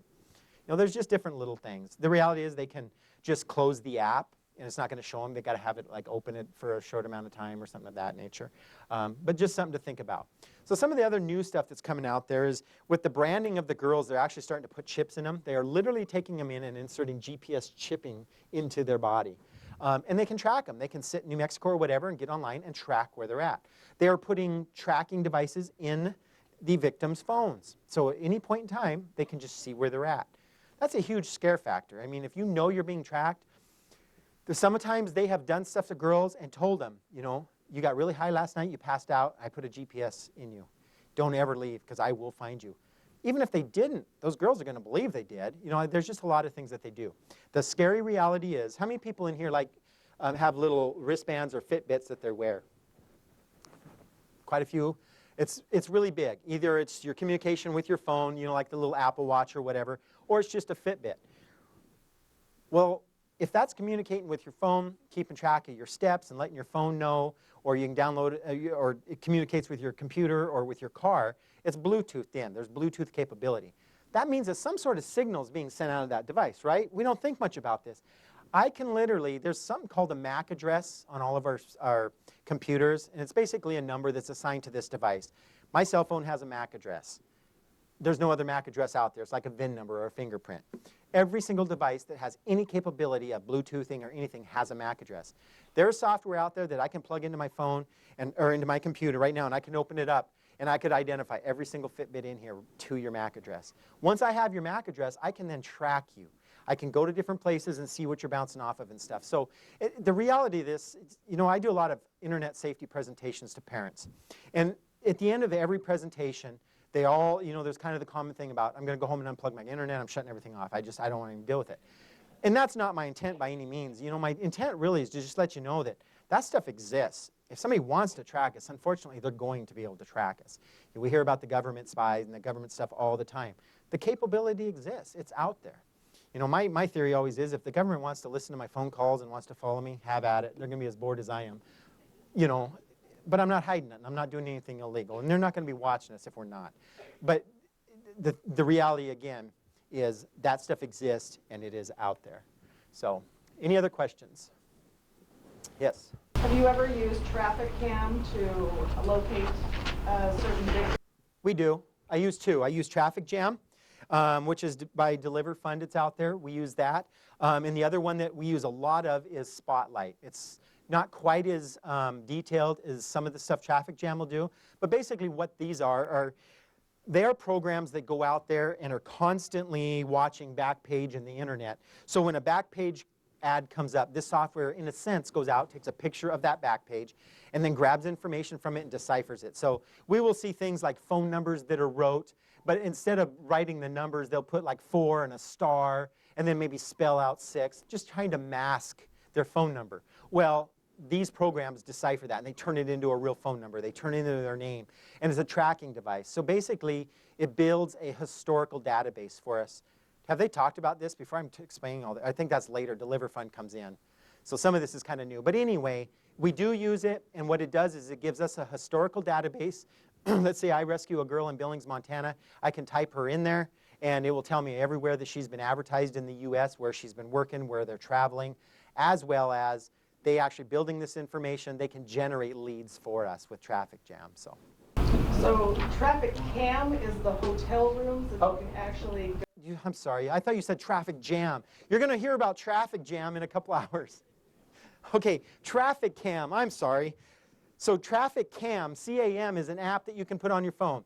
I don't really use it. I just forget about it. I encourage you guys to explore it. So what it is it's an app that you put onto your phone, and when you go to motels, you can kind of check in. You go through a couple of steps telling them where you're at and everything, and you basically take pictures of the room. I think it kind of tells you what to take pictures of, like the color of the sheets, or the bedding, the curtains. And that is all dumped into this big repository thing. And what they do then is that is used to help identify where victims are at or where they've been. So you can put this information into Traffic Cam, and by it looking at the bedding and the sheets, it can almost tell you at least what chain, like if it's Super 8. And sometimes they're very specific to the towns and that sort of stuff. So that's what Traffic Cam is. Sorry about that. I'm getting old. I don't hear as well, apparently. Question. So, the pimps, the Johns, what are the percentages of them actually in Montana versus the people coming from out of state? Does that make sense? So percentage-wise, like based off the ones we're seeing in arresting and stuff, most of them are out of state. Most of the pimps that we are arresting are from out of state right now. But that is turning some. The biggest thing with that is the feds don't necessarily, under their laws, that we're not targeting the in-state ones as much. That's something more that I would do. But percentage-wise, way high that they're out of state right now. The ones that we're arresting are coming in to Montana from out of state. Yes. Was there a question over here? I'm sorry, right there. What brings them to Montana? I mean, is there... It's all money. Yep, we've asked the girls several times, why do you pick Billings? I mean, if you get on Backpage at any given time, you're going to see that normally in Billings, Montana, there's 2 times to 3 times the amount of posts. But we also have a huge problem with massage parlors. And the reality is massage parlors are human trafficking. That's all they are. You know, and there's a lot of things going on to take care of some of those issues. But there's a lot more girls being ran through Billings, Montana. Some of that was because of the Bakken, but that slowed down. But it's always up. It's always around Billings, Bozeman, Missoula. Billings, Bozeman, Missoula. You know, we see a few up in Kalispell, a few in Great Falls. Occasionally they'll stop in Butte. Colleges, just the demand. That's where it is. They know where the money's at. They do sometimes what's called dummy accounts. They'll set an account up in Billings and see how many responses they get. That determines whether or not they need to travel up there. Is there a need for it right now, or is it worth us coming up for it? But it's money. They've done well in the past. Word gets out. Billings got money. You know, you can do well there. Montana, there's money. Hit these places. So, yes. Do you arrest Johns? Yes, we do. I have worked some. The problem with Johns is most of the time it's a misdemeanor. As a state agent, we really don't work misdemeanors. So that's really more something that we're leaving to what's called the street crime units. But yes, we need to. I mean, that's a huge push in all of our training. Is like, yeah, okay, these are victims. We understand that. Yes, we want the pimps. But why don't we get rid of the demand? If we get rid of the demand, these girls aren't going to be needed. The pimps aren't going to make their money. And there's a good argument with that. So yes, we do, not as much as we should, but we do go after them sometimes. If it's a second offense, it's a felony. If it's a child, it's a felony. Those are targets we want. So if we rescue a juvenile, we will go into her phone, we will interview, who'd you end up having sex with, and we will go after those folks, absolutely, for being Johns. You kind of answered part of my question before about the Bakken field. It's not so much anymore right now, but would you find areas of other industry, and what the industries are that is bigger on? Not really industries so much as conferences and things like that. So they will actually get on and kind of research, like, for instance, Testy Festy comes to Missoula and stuff. They'll know some of that. There will be more girls here during those time frames. They know when there's a big thing going on. Let's say the Grizz Cat game. Anything that's going to draw extra people into a town, you're going to see kind of a bump in the amount of girls that are there that weekend or that night or whatever. But industry-wise around here, I haven't heard them say, we come to Billings because of the BNSF, railroad guys or something like that. I haven't really heard that industry-wise, anything of that nature, no. Okay, other question? No, you're fine. For a girl to get onto a bus or a young male, is there any regulations? It's just call, get their ticket, they pick it up there, and they're off? Pretty much. No, if they're, and I don't know where the regulations cut off, but if they're really, truly very young looking, they're going to get checked. But for like a 15 or 16-year-old, yeah, I mean, with makeup, I mean, it's hard to tell sometimes. I can buy somebody a ticket. I can put it in somebody else's name, even an adult name, and create a fake date of birth. Hand it to a 17-year-old child, and they'll be that person. They'll get on the bus. They'll never get checked. They're not checking driver's licenses to tickets like we do on the airlines and things of that nature. Yes, ma'am. So to do all this electronic surveillance and probing you don't need warrants? Basically, the way the privacy in Montana works, and Montana is a very tough state. We, as Montanans, really want privacy. We respect our privacy. So our laws here are actually much more difficult than many states. With that being said, as long as it's open to the public, I don't need anything. So, and open to the public simply means if I can get on somebody's Facebook and look at it, I can capture it because you can go on the same person's Facebook and see the exact same thing I'm doing. I'm not doing anything special, so I don't need warrants for that. Like, because I don't have a Facebook account. Right. If you don't have a Facebook account, I can't go on. Correct. Yeah, you do have to at least have a Facebook account to search other Facebooks, yes. But as long as they're open to the public, that a general person could go in and do that. Had you opened up a Facebook, you'd be able to search it. You know, I can't go around anything like, let's say you have a Facebook page set to private, and you control who can see it, only your friends. I can't go in there and look at that stuff without a warrant. But then you need a warrant. Then I need a warrant. Yes. Okay, couple in the back there. Do you feel like your department is adequately staffed to handle this immigration? I don't think you could ask any cop that, and they would say, okay, yes. No, and here's my reason for that. As I stated when we started, I'm the ICAC commander for the state of Montana. So I work under a grant thing, and I've got, I think, 30 affiliates right now assigned to ICAC. We pay for overtime and things like that. We would never have that if it wasn't for the grant. The state of Montana has right now dedicated one person, and that's me. I work full-time ICAC, and I work I split it between that and sex trafficking. To me, it's all the same world. I mean, they all victims, they all need help. I am the guy doing that for the state of Montana. We have 2 guys that do computer forensics.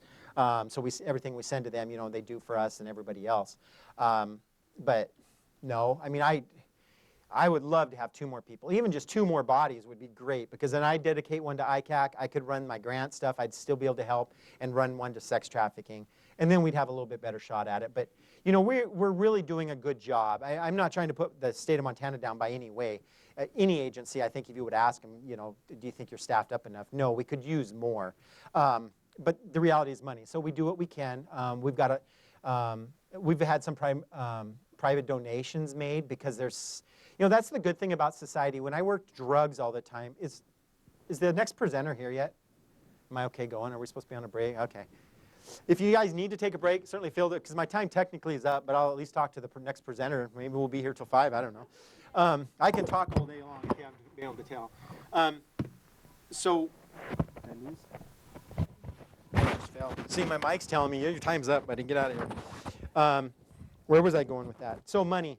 We've had some private donations, because the cool thing about society is when I worked narcotics, I'd arrest a guy for dealing drugs. He'd maybe get some probation. Next week, I'd see him back on the street. It was a fun job. I liked it. I got burnt out. It's just what we call the revolving door. In my world now, society is not willing or ready to accept the victimization of children. This is just a no-go for anybody, and it's an important one.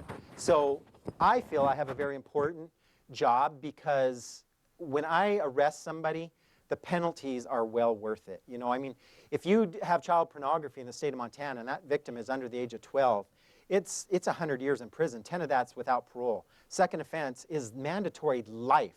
You are going away for life if you do this twice. It's the same with running the girls and stuff in sex trafficking. If it's a juvenile, the penalties are higher. If it's your second offense, you've got some serious problems. So to me, not only are you doing the right thing by just rescuing children, the satisfaction at the end of your case is well worth it. We have truly removed somebody that is very danger to our society and to our children. So, yes. So, correct me if I'm wrong, don't you have, is it violent offenders and sex offenders on the same, they're on the public side, it seems like they are in the same list. And for us, like in different industries where we deal with family stuff, it's really nice to have that separation. Is that going to happen, or do you?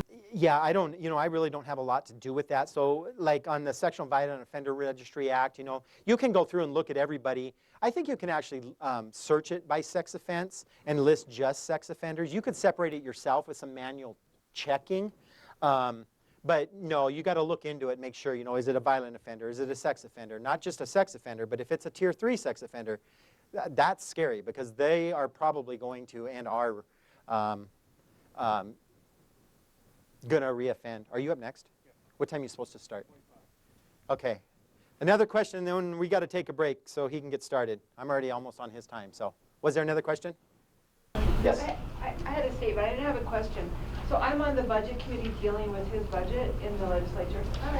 And we actually have been talking about making a specific unit for sex trafficking. Yes. I've been talking with a few legislators about that, maybe a 3-person unit.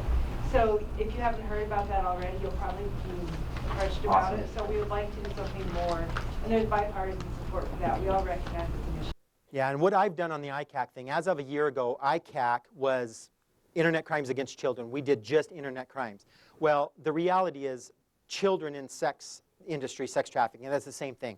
The feds have now said, yes, we can now pay for that. So with my grant, I am now able, and we're expanding. So I've got ICAC investigators. I am now expanding that to sex trafficking investigators as well. Some agencies, it's going to be the same person splitting duties. That's not going to help us a lot. Some agencies, okay, I'll give you another person for half-time or whatever.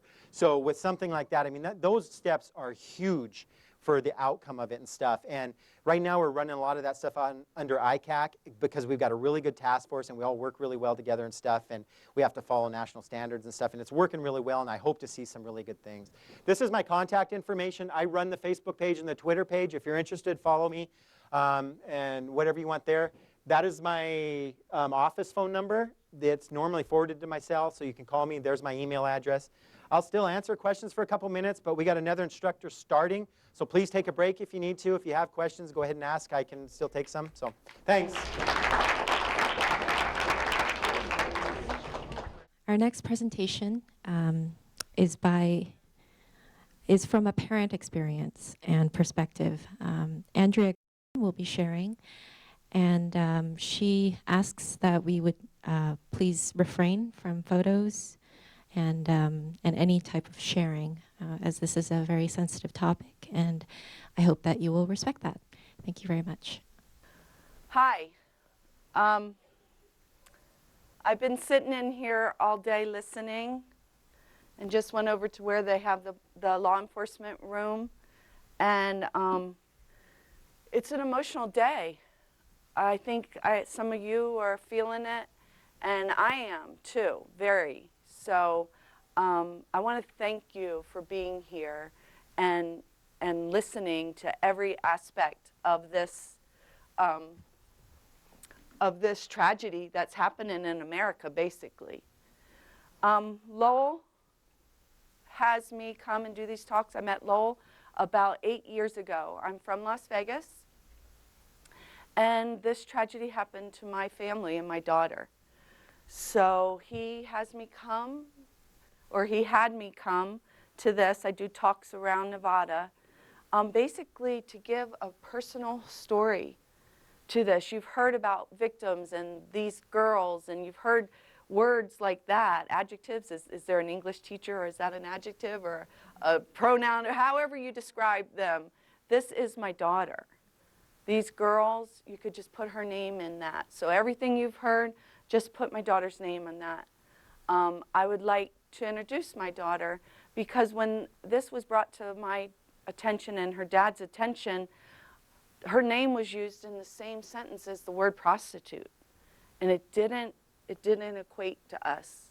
We didn't understand how that sentence could exist, and it did. And so it took us a long time. So my mind's eye was just like the rest of America back then. I'm a Christian, I'm a nice person, I would never hurt anybody, but a prostitute's a prostitute, right? You know, you kind of thought that they were less than. And if you didn't think less than, you kind of thought maybe you would never have to experience anything that they did. And they're us. And so every time you hear the word victim, or every time you hear the word prostitute, if somebody has to use that word to describe what's going on, I'm going to turn this poster around and think of my daughter. Think of every single victim out there has a mother that could stand up here and give this exact same talk. Somebody misses these girls, even if they are runaways, even if they are in the foster system. Somebody. And they are missing their origin, their where they came from. So please, I'd like to introduce you to my daughter. She is my baby. This is a very crude, rude representation, but I'm not a professional. I'm not got a fancy PowerPoint to show you. I'm a mom with a hurt heart and a torn apart family and a victimized daughter, and I want to help teach everything that has happened to us and what I've learned so others don't have to go through it. So this is my daughter, Mary Hannah. She's our 4th child, our last child. She was born in Germany, 9 pounds, 1991. and the world was good. Then we moved to Las Vegas when she was about 2. Her dad was at that time an Army officer working in Germany.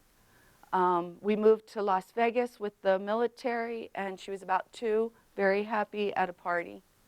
About 10 or 11, we moved to Northern Virginia. Her dad got out of the military and joined the government. He was an FBI agent.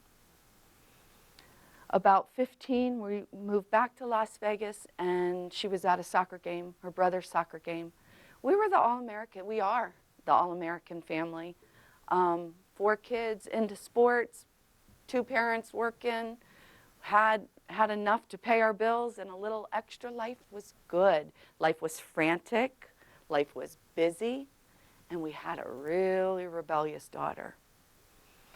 These last 2 pictures are my daughter's first 2 mugshots from being arrested for soliciting a police officer in front of the Mirage in Las Vegas. And to me, those 2 pictures don't belong to the other pictures. You know, remember Sesame Street, one of these things? It's not like the other. They don't belong on the same poster. And I can assure you they weren't meant to for any victim. My daughter has her mother in her corner, and we're fighting 8 years later to get her life even with the ground, and it's not yet. Most victims don't have an ally, and so they stay. So just as I speak, please think of my daughter and every other victim. I'm going to read you a little letter that I wrote myself, basically, and it kind of describes, this is just personal, guys. This is not the facts. This is not trauma bonding. It is not the internet. But every single speaker this morning, I was sitting in the front, and I wanted to jump up and say, I saw that happening. Now I know what to call it. I saw that tattoo went on her. Oh, it wasn't just a rebellious act. I saw that. Oh my God, I saw all this. And I didn't know that they were tied to each other. So whatever they told you is gospel.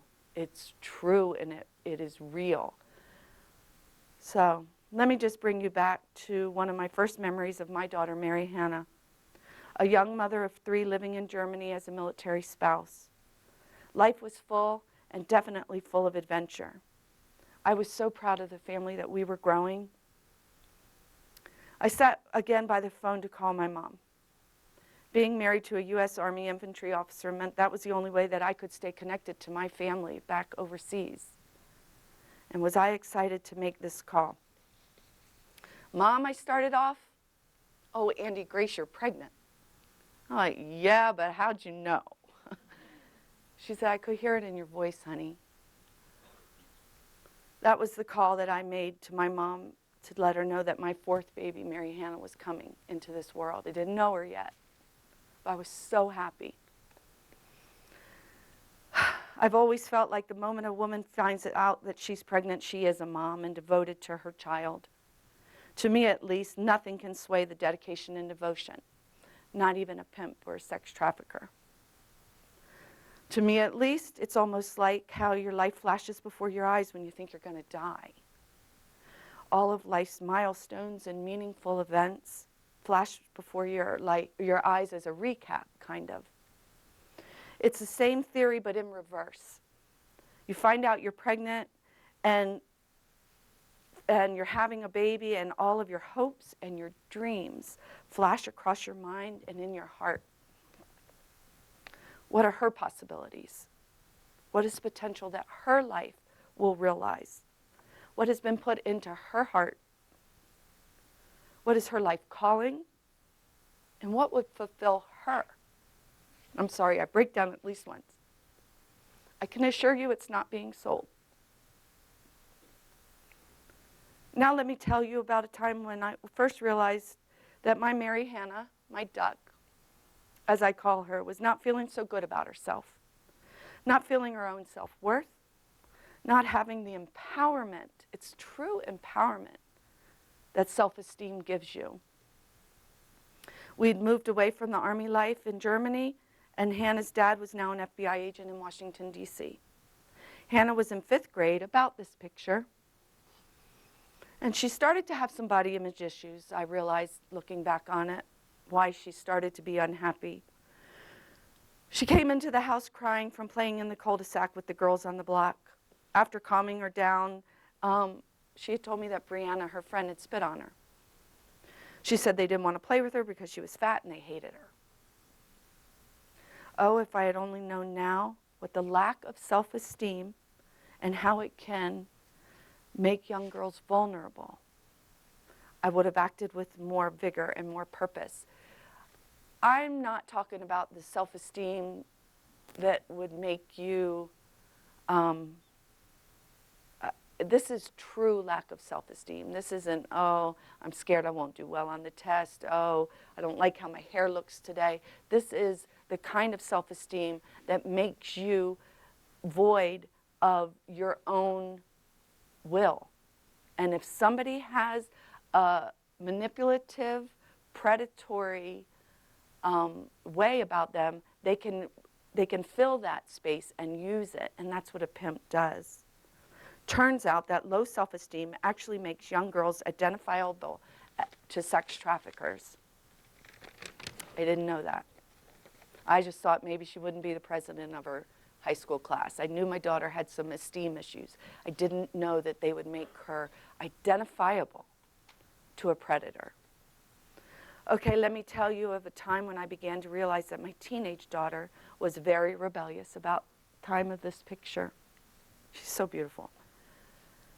She needed our guidelines and our limit setting even more. This was a particular night, or should I say morning, when Hannah was about 15 and she couldn't be found. It was 4 a.m. Hannah's dad was serving in Iraq as a terrorism expert, and I woke in the middle of the night to check my house, check my daughter. I had a rebellious teenager, remember? She wasn't the kind where you said, night, see you in the morning. She was the kind of daughter who you knew could be getting into some shenanigans. They're hard kids. So I woke up to check, and she wasn't in the library. She wasn't out back sitting by the pool. She wasn't watching TV. Okay, now it's time to panic, I told myself. I called her dad in Iraq. He was 12 hours ahead, so it was like 4 p.m. for him. And he just yelled through the phone, call Metro. That's Las Vegas's police department.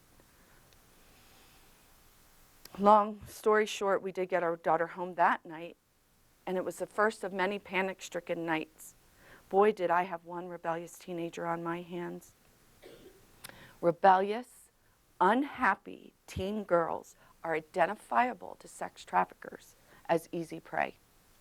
See, it is these points at the end of each scenario that I'm giving you are the same points that the professionals gave you. All I knew is that I was living them and I didn't know what they were. So in hindsight, being 2020, I see the start of Hannah's grooming for what it was. Hannah was a junior in high school and she had stayed home from school sick. Her brother was a senior, so he got home around 10:30, and he let me know there was a guy at the door waiting to visit Hannah.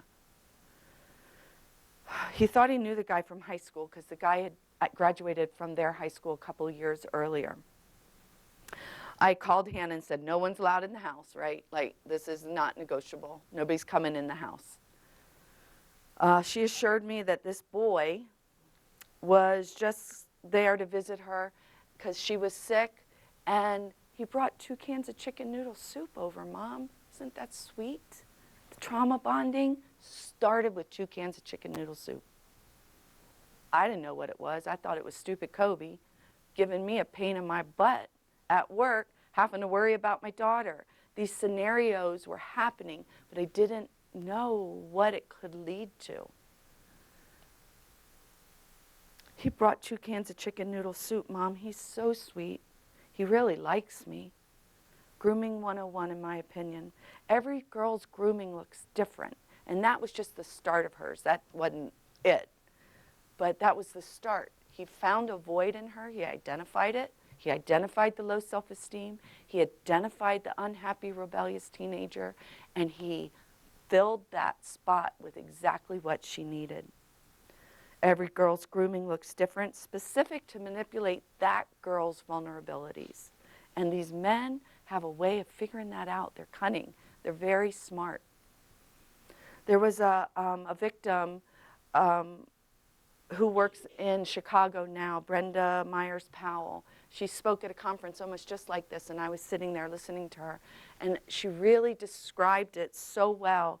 She said she said that they sell these girls her dream, her specific dream, but they convince them that the only way to that dream is through them. So yeah, honey, you can have it. Stick with me, I'm going to give it to you. And then they turn the tables on them. If you want what has set in now, then this is what you're going to have to do. There was also an ex-pimp, if you can ever be an ex-pimp, because it's a mindset. Homer, his street name was Slick, and we asked him, since he was willing to give us his insight, he had turned his life around, right? We asked him, what are you thinking? What's your heart feeling when you're beating these girls, when they're begging you to come home, go home, when they just don't want to go tonight? Just let me stay in tonight. Just, can I eat tonight? Can I sleep tonight? All those things are manipulated by these men. What were you thinking when these girls are begging you? We thought for sure, since he was speaking to us and being so open with us, we were going to get this, I really did feel something, and, you know, I didn't like what I was doing. Heck no. I didn't care. It was the money. It was the money. This is more of a greed and power crime than a sex crime. Unfortunately, we have the demand in this country.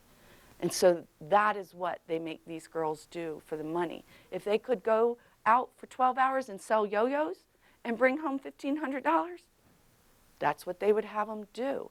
It's the money. But unfortunately, in this country, sex sells. So we have a couple of different problems that heap into one. Traffickers groom their victims just as a child abuser would. Lastly, let me bring you to the day in 2010 in my living room. It was full. 2 terror-ridden parents, her dad and myself, and 2 matter-of-fact, empathetic vice officers. And I use that word, empathetic, because they were. And I was just talking to the law enforcement officers. It made the difference in my life to have them not come in and say, your daughter's a prostitute and we're going to get her off the street and we're going to put her pimp in jail, and, you know, real matter-of-fact and cold.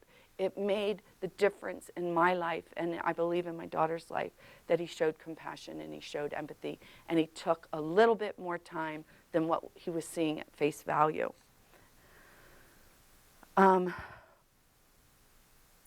They were laying out the facts that they had put together on my daughter's whereabouts. Detective Boffman was holding a 3-inch binder with Hannah's boyfriend's name on it, and I just didn't understand that. I didn't want to talk about stupid Kobe. That's what I used to call him. I don't want to talk about stupid Kobe. I got troubles with my daughter. She's in trouble. I don't know what it is, but please, if it points to prostitution, because we had heard a few things and had her looked into, and they come through the door with Kobe's name on it. I'm like, what are we talking about Kobe for? I don't want to talk about Kobe. Time is a wasting. And that's when they told me that they had investigated and found out that Kobe was a pimp and that my daughter was in real trouble. And actually, the day they were in my living room is the day after that picture was taken, her first mugshot. They had found enough evidence to build a valid case on Kobe as a pimp. Oh my God, it was true. Our daughter had been sold. Her body had been sold, but with her body goes her soul and her spirit and her health. Any self-esteem she thought of even having gone. Her boyfriend was a pimp. We didn't understand, but we were listening with every fiber of our being. We had to. Our daughter was in obvious trouble. She was lost. She was stolen from my family. My baby, Mary Hannah, had been sold as a sex slave. Okay, what do? Give me a plan. If you can tell from my personality, I get to it. I wallow for a second, and I get to business. Give me a plan. My husband, her dad was about to leave for the country of Yemen for a year, 5 days after. So I needed a plan, and I needed it fast. Lieutenant Hughes, she's a female. She was the head of Vice. She isn't. She retired, but she turned to me and said, "What you need to do," and I was like, "Yeah, what do I do?" "Love your daughter. Don't ever stop. She's a victim. All these girls and women are victims. We're going to take her off the street and bring her home to you."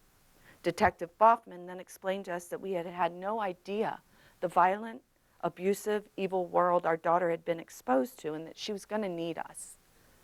My job was to stay strong and to love her. It took 6 more weeks to get Kobe arrested. They had to have time to build the case. So knowing for 6 weeks what was going on and not letting her know I know was hell. It was awful. I had visitors coming to Vegas. The first thing anybody wants to do when they come to Vegas, whether they're going to sin or not, is go to the Strip. You want to see it. You want to see what everybody's been talking about. I couldn't let them. What if I ran into my daughter? It was awful. I flew home in the 6 weeks for a weekend to celebrate my parents' 60th wedding anniversary to Virginia. I was supposed to stay the whole summer to take care of them because they were elderly, and I couldn't because I had my own crisis at home. But I did go for the weekend, and one of my lowest points was flying home back to Vegas. And I was going home. I had a lot to take care of. But everybody else was going to Vegas on vacation. They were partying, they were hooting and hollering, they were drinking, which I'm glad they do because it keeps our city alive with their dollars. But the thought just made me sick to my stomach. Who on this plane might call my daughter tonight? That made me sick. Pimps and sex traffickers count on families turning away from their daughters, leaving them almost no choice but to stay in this abusive, manipulative world. I'm not giving them that. I'm not giving it to them. But I am one person's mother. Most victims don't have a one-on-one ally. My daughter has a one-on-one ally and still can't reclaim her life 8 years later. I can't imagine being a victim and feeling like you had nobody but this abusive man. Talk about trauma bonding. It's been almost 7 years, 8 years since that day. We did get our daughter away from this world. Hope to break this cycle the first time around. The pain is indescribable. This pain, that's why I choose to speak out on our daughter's tragedy. It's not mine. I'm going through a little bit, but I have not been sold multiple times a night. It's not my tragedy, it's hers. This world is evil, violent, and destructive that she was brought into. My family is fractured, and my daughter's life is unraveling, and she can't get it back. It's hard. She's lost most of herself to this world, control of her own body. She's lost her health. She has autoimmune diseases now. She has anxiety, her emotional stability, her relationships with her family, with her friends. She has trouble at her job. She can't get a car for herself. She's had so many repossessed because these men won't pay their bills. Everything that these men set up, bank accounts, housing, hotel rooms, cars, is all through these women's legitimate Social Security number. And so they run it till it's dry and they move on to the next bank. Then they move on to the next hotel. Then they move on to the next rental company for a car. And finally, everybody in town doesn't want to do business with you. So now that my daughter's off the street, she's left with not having a bank account. Nobody will give her a bank account. She can't, even if she has a job, she can't get direct deposit because she doesn't have a bank. She can't get a car. She can't get housing because she's been evicted from so many weeklies and hotels and apartments.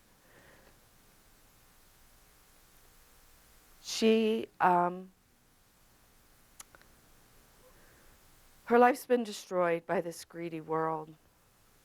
Hannah was basically dropped at our doorstep when these men were tired of her. She did end up getting pregnant. And she was a liability. She was throwing up. She wasn't healthy during her pregnancy. And basically, here you go. We've used her. We'll take her back when we can use her again. But here you go.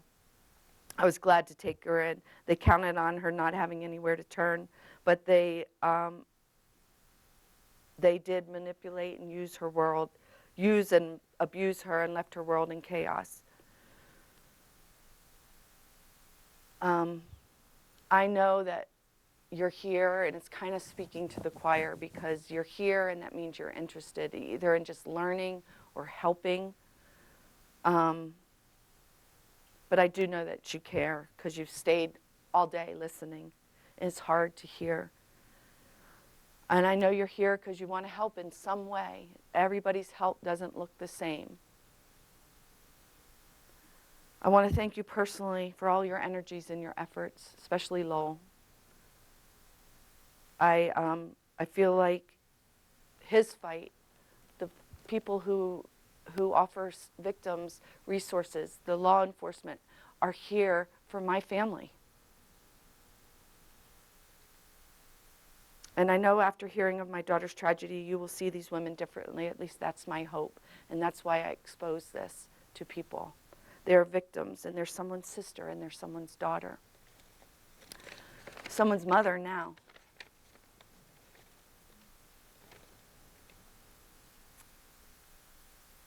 We do need to work together on this problem. Not everybody can do the same thing. Find your niche. Go to the task force meeting.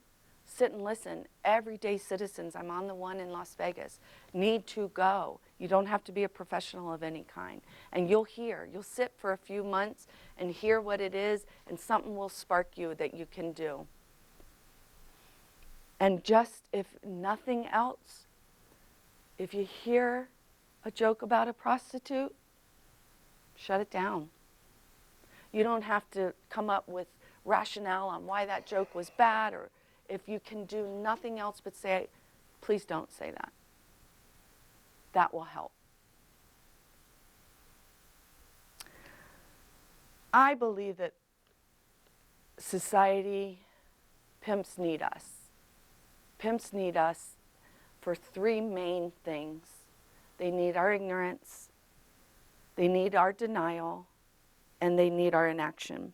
They need us to be ignorant that this was even out there. I had no idea that a boy who used to go to her high school that was 4 to 5 years older, who was picking her up and calling himself her boyfriend, was actually a predator.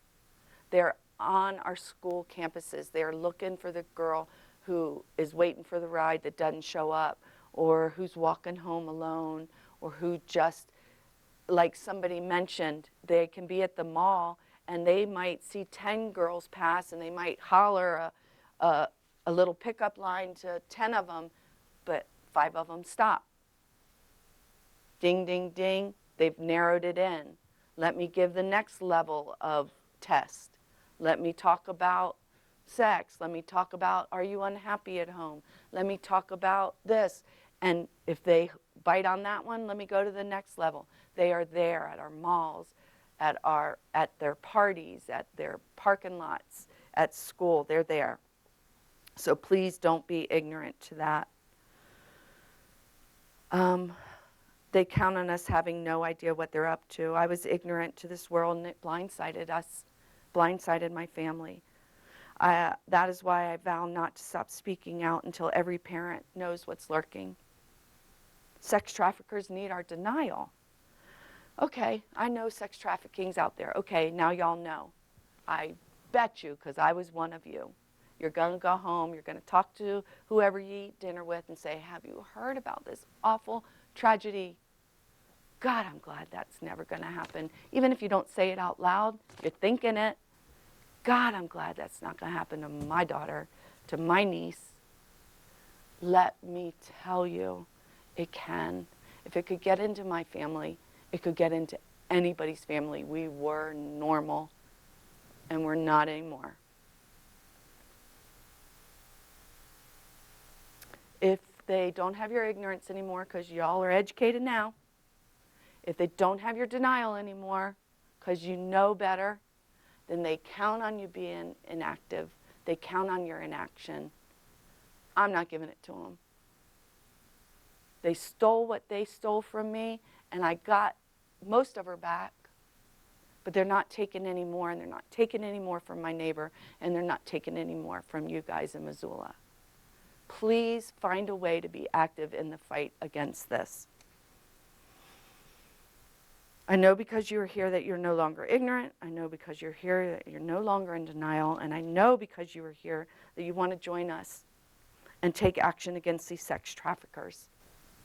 The quote I want to leave you with is a quote that keeps me going. What society tolerates today is accepted tomorrow. We're not going to tolerate people stealing our daughters. So I thank you for coming and listening, and I hope that you understand that these girls are real. And if you have any questions, I'm happy to answer. Or if there's anything you needed me to, yeah? Did the boyfriend go to prison? He did. He did. Her first boyfriend that she had, or I'm not even calling him a boyfriend anymore, because that fooled me once. Her pimp went to jail. In the state of Nevada back then, it was still a pandering law.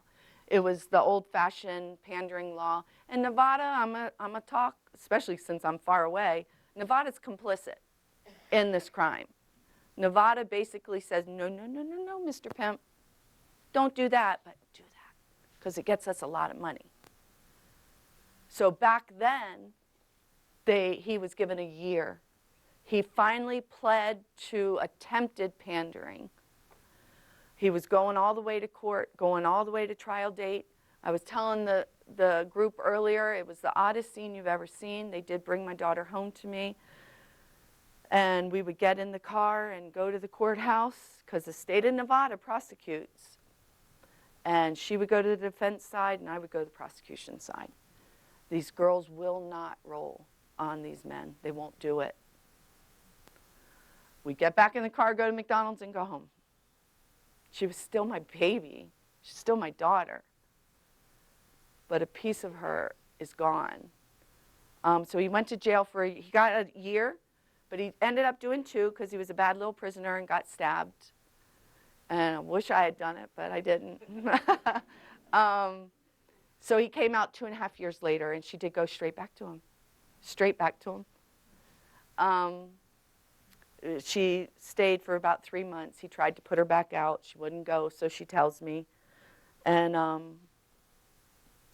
had a few other girls he was grooming a few other girls to go out. She met somebody else, and that's who my grandson's father is, the second man, who I believe is also a pimp. I don't have the proof, but she had some arrests while she was living with him. He's fits the profile.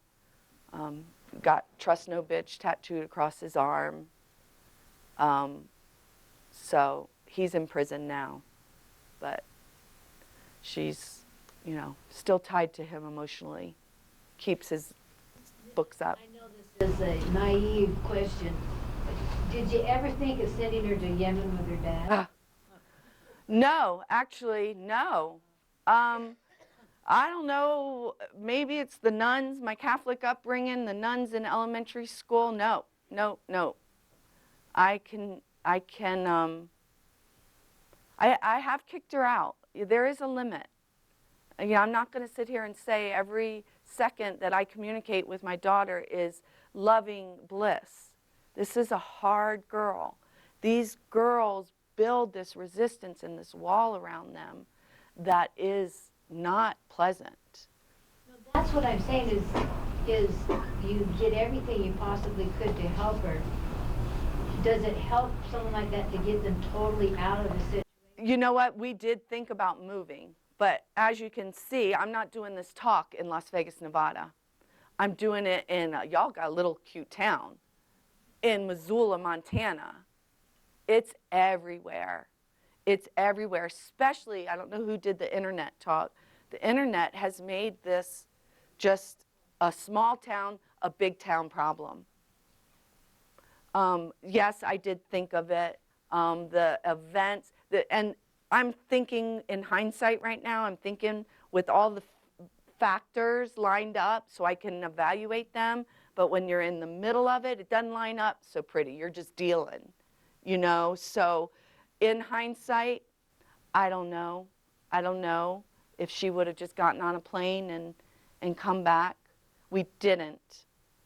And now she will not leave Nevada. She has a son by the second man, and he is doing 10 to 25 in the state prison.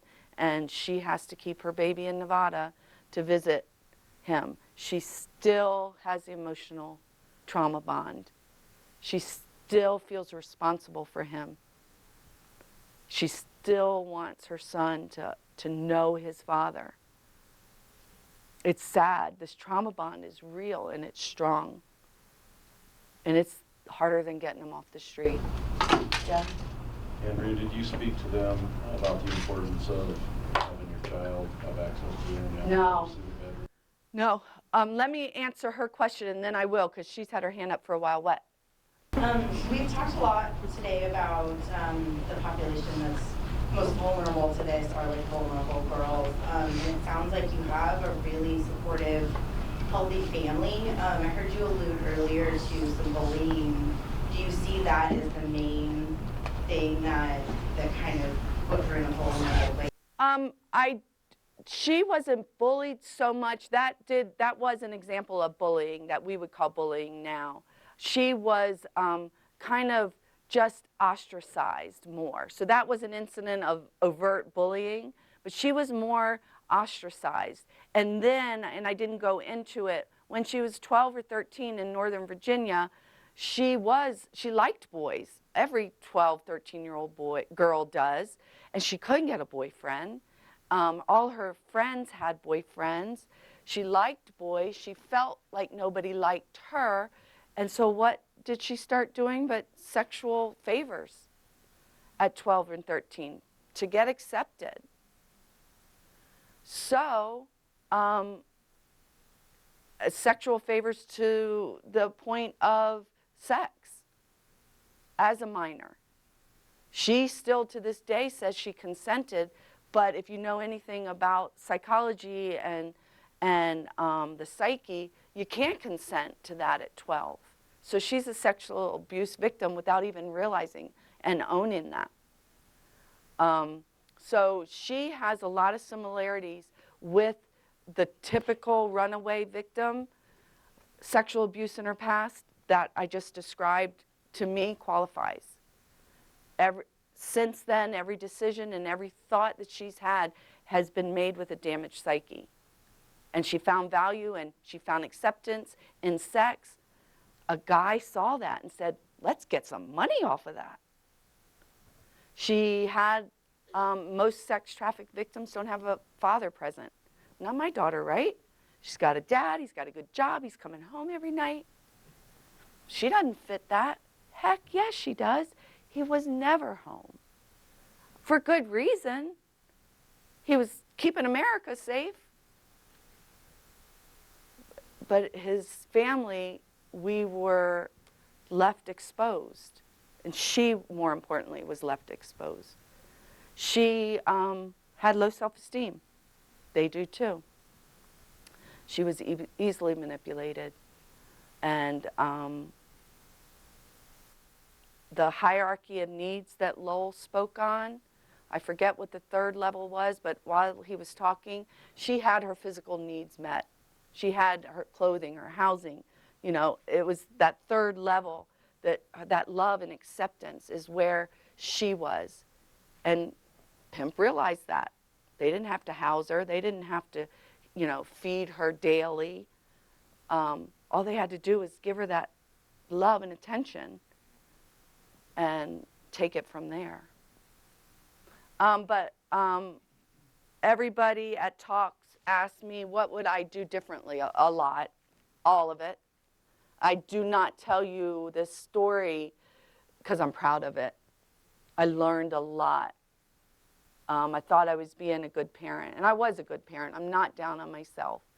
But I thought I was doing what would keep my daughter safe, and I didn't know what was going on. But one of the main things I tell people, if you want a tangible thing to do, is to not give your children access to the internet. Yeah. These cell phones, I can't believe I don't have mine in my hand right now. They're attached to us, and even more so to our children. But giving them that access unsupervised or at night especially is just asking for trouble. It is basically, in my opinion, putting a neon sign in your front door that says, "Predator, my daughter's down the hall." Because they can come into my home, it's quiet, and things can go out of my home without my knowledge. And things did go out of my home, pictures. She was one of those girls that guy put up on Backpage and Craigslist. I walked out. I don't know. I couldn't look at them anymore because that was my daughter. Did she take that picture knowing that's where it was going? I don't know if Kobe told her that, but it was there. All the pictures that were taken in her bedroom were on Craigslist. Yeah. First of all, thank you for sharing that story. That takes a lot of strength, and just know that there's a lot of us out here that are just going to be praying for you and your family. Thank you. I hope you keep talking, and I hope you keep the conversations opening for parents. And Yeah, that's my main goal is parents. We were talking about the signs that you see, the tattoos. You've heard all these little things. Her hair was beautiful long mane of natural hair. It had 2 dyed bleached stripes. The tattoo, the stripes, the words in her cell phone. Remember, if you can remember, back 8 years ago, we weren't on our cell phones like we are now. And sometimes they were more flip phones, but we were starting to text. And I certainly wasn't savvy. I could, yay, there's my name, right? So I'm reading her text, and it says, "Wifey." I just thought I was an old-fashioned, didn't know what the kids' lingo was. Team. When you called Hannah's phone, it said, "Hi, you've reached Hannah. You've reached Hannah's team." Something like that. What the heck do you got on your phone? That's stupid, Hannah. I didn't know. Her hair and her nails were always done. She did have a legitimate job, and then she never had any money. I'm like, "Hannah, you work. Where's your money?" He was taking that money. He was taking the money she earned him, and he was taking the money she got at her legitimate job. She had Abercrombie and Fitch and Hollister, what the kids were wearing back then. I don't know if they still are. Who wouldn't want it, right? She didn't wear it. She would come home once a week, take a shower, and leave. Take 2 rolls of toilet paper with her and go. I'm like, what are you doing? You know, in my not so good moments, if you're not going to stay, take your stuff. I didn't understand why she didn't need her clothes. He was giving her clothes, crappy clothes, seductive clothes. I didn't know how to tie that to the tattoo, to the hair and the nails, to the language, to the calluses on her feet. She had calluses on her feet. Why? What's wrong with your feet? You need a pedicure. She was walking in high heels hours after hours down on the strip. If I had only known how to tie the signs together, you bet your sweet bippy I would have. And that's why I feel like it's important to teach parents, to teach emergency room nurses. I'm a nurse. This is what you challenge the story a little bit. Hannah was put into the ER being beaten up, not by this guy, but another guy. She had a foot mark on her back, a whole footprint on her back from being stomped on. You know why she was stomped on? She was stomped on because she had had enough with this abusive man, who I don't think was a pimp. I don't know. He was an abuser. I don't care who he was. He abused my daughter. And she wanted to leave, and he didn't want her to leave. And so he pushed her down, and he stomped on her. So she goes to the emergency room, and she tells the emergency room nurses that she was mugged. Sounds like a good story. And so I get there, and I'm like, you were mugged. Hannah, what were you doing? I was walking the dog. I'm like, well, did you have any money that they could take? Did you have a purse? No. Did they, like, sexually assault you? No. I said, well, nobody just beats somebody up.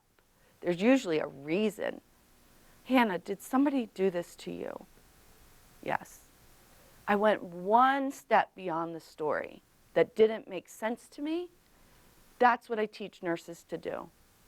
Don't just take the front story, because there's usually something behind it. I teach counselors in the high school. When you see a girl and they've got this, this, and this, challenge that. Slip them the sex trafficking hotline number. So we have gotten in the state of Nevada mandated sex trafficking education in the 10th and 8th and 10th grade health classes. We mandate it now in Nevada. They have to teach them about it, just like they have to teach them growth and development, sex ed, drugs, alcohol. They have to mention sex trafficking. I think it's a day and a half they have to teach that. The teachers are allowed to teach it however they want. They can pass them a worksheet, they can go through definitions, they can show them a PowerPoint, or they can come and have me talk. So I have a couple of teachers that know me, and I come and talk to their health classes. Teenagers need to hear this. A lot of them know about it too. Yeah. Do you think it's happening soon enough, the education? That part, that specific sex trafficking talk is soon enough, 8th grade. Do we need to go back to elementary school and teach girls and boys about bullying and self-esteem and how to speak out? Yes. Sex trafficking starts before your first trick. It definitely does. It definitely does, because the exposure part, the vulnerability part happens before. And yes, you need to start early with pumping kids up positively. I've had children in my elementary school who I can identify that already know about this world, and I don't even know that they know how to articulate it. I've had little girls with shoes that have dollar signs in the stitching. Their parents are buying them that. What does that tell a little girl? Money's important. You're not. Little boys who come into school with dollars all over their shirts. They don't know what they're really wearing, but they're getting that subliminal message that money is good. And so when they're old enough and they start hearing the sexual side of it, let me do this. You know, it's interesting just working with some folks like this. It seems like at that age they're looking for two things: identity and acceptance. Mm-hmm. And whatever that perpetrator locks onto, it does fill that niche. And I was just thinking about your story and where your daughter, you know, in self-esteem, where that was coming. Yeah, we're still, even though I can articulate, I think, how it happened, I'm still dealing with, well, why did she feel that way? What could we have done? I'm not going to beat myself. What did I do? What didn't I do? Every American family has it. And so society's impact, whatever it was. And I equate that to, and I was telling the other group, you know, when you have something go wrong and your parents either want to give you the spanking or they want to give you the lecture, right? Which one? I'm taking the spanking, right? Because it hurts and it's over fast and I can move on. And I don't have to look at what happened. I don't have to do better next time. So let's take that and put it into the sex trafficking world.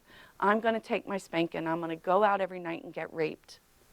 And I'm going to be treated like heck from this man, because right after I'm treated like heck because of this vicious cycle, I'm treated like a queen, and there's that, oh, it hit my spot. Okay, I'm good for a little while longer. And I'm going to just continue to take that, because if I have to take the lecture, I have to face it and I have to deal with it. And it's hard. We all do it too in our personal lives. When there's things we have to deal with, we'd rather not. It's hard. It's shameful. It's shameful. Yeah. So are you an ER nurse or what? I used to be a labor and delivery nurse, but I work for the school district now. I'm an ER nurse, and there was one here earlier too, and we were kind of discussing, a lot of times we have a gut feeling, and we know that the person with, like, just in our minds is not truly their father, their relative, whatever. We do not know, I mean, how kids don't have IDs, like, and, you know, registration logs them in and does their best to, like, verify who these people are, or call somebody at home to get consent to treat, blah, blah, blah, you know, like, what can we do? I don't know. Being a nurse, I do know that there's protocols for whatever facility you're working in. So what? There's no obvious signs of physical abuse. Like, I'm saying, if there's kids there, but there's no, like, obvious mandated thing that we could call and be like. This is what I tell my teachers at my school for, like, just calling CPS, Protective Services. We do not have to prove their case for them. We have to have that gut feeling. And we have to live with ourselves that we didn't call, and oh my goodness. You do not have to prove Vice's case for them. You just have to have a gut feeling and you call the hotline number. If you don't have a strict protocol in your hospital on what to do with that gut feeling, I would just call the hotline number. Well, I mean, we have a strict protocol for, you know, like suspected child abuse with, like, you know, with the parent, the guardian, whatever, but I'm saying even just when they come in and register, like, there has to be a better way to, like, verify who these people are. I mean, I don't know. Who the people are with them, and they won't tell you. These girls will not tell you.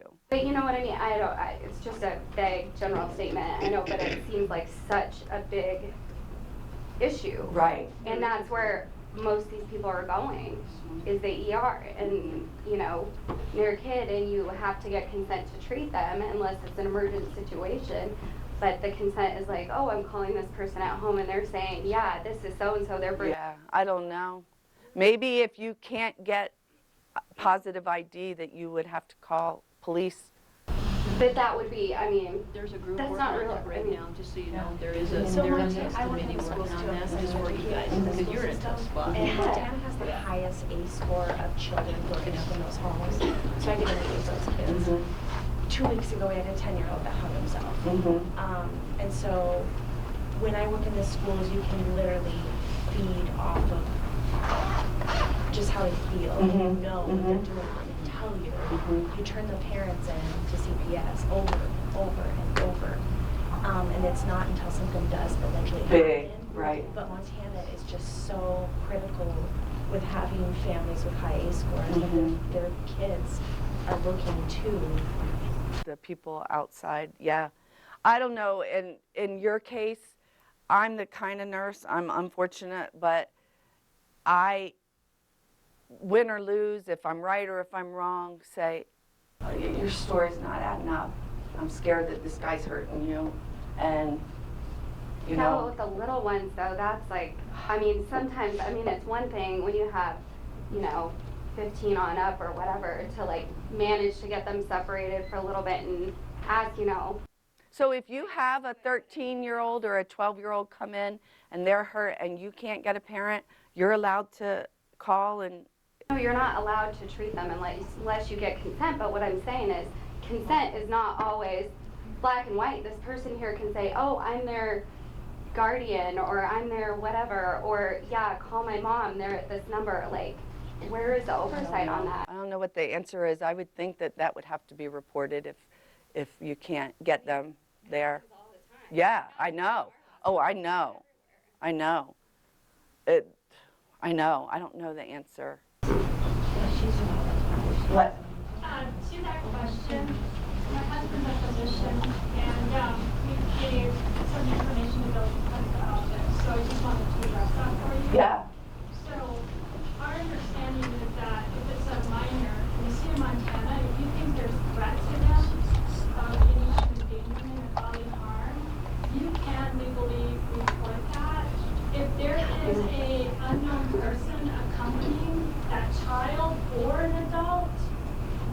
the HIPAA laws restricting you from recording the adult, the other person, in their presence.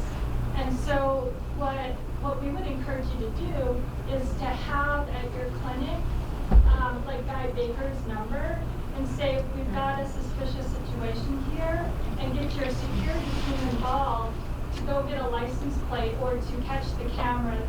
And so that you can then give some information to Guy to track down the other person in the potential victim's presence, because then you're not violating any HIPAA law. I think it is deeper, and you would be doing it all day. Yeah, it's that prevalent that each time we would be doing that all day. But that is the answer. It's you got to call the authorities. But it's flooding us. It's over flooding us. Yeah. It's better to err on the side of caution than to err on the side of don't say anything and then it be something. So. Yeah. A completely different question. Are you able to be present in your grandson? Yeah, they actually live with me. They do. She came home when she was pregnant, and she lives with me. Yeah, he's 3.5. He's the love of my life. I have 5 grandchildren, but he's one of them, and he lives with me. Yeah. Guardianship, since she's having issues, do you have guardianship over? No, she's her own adult.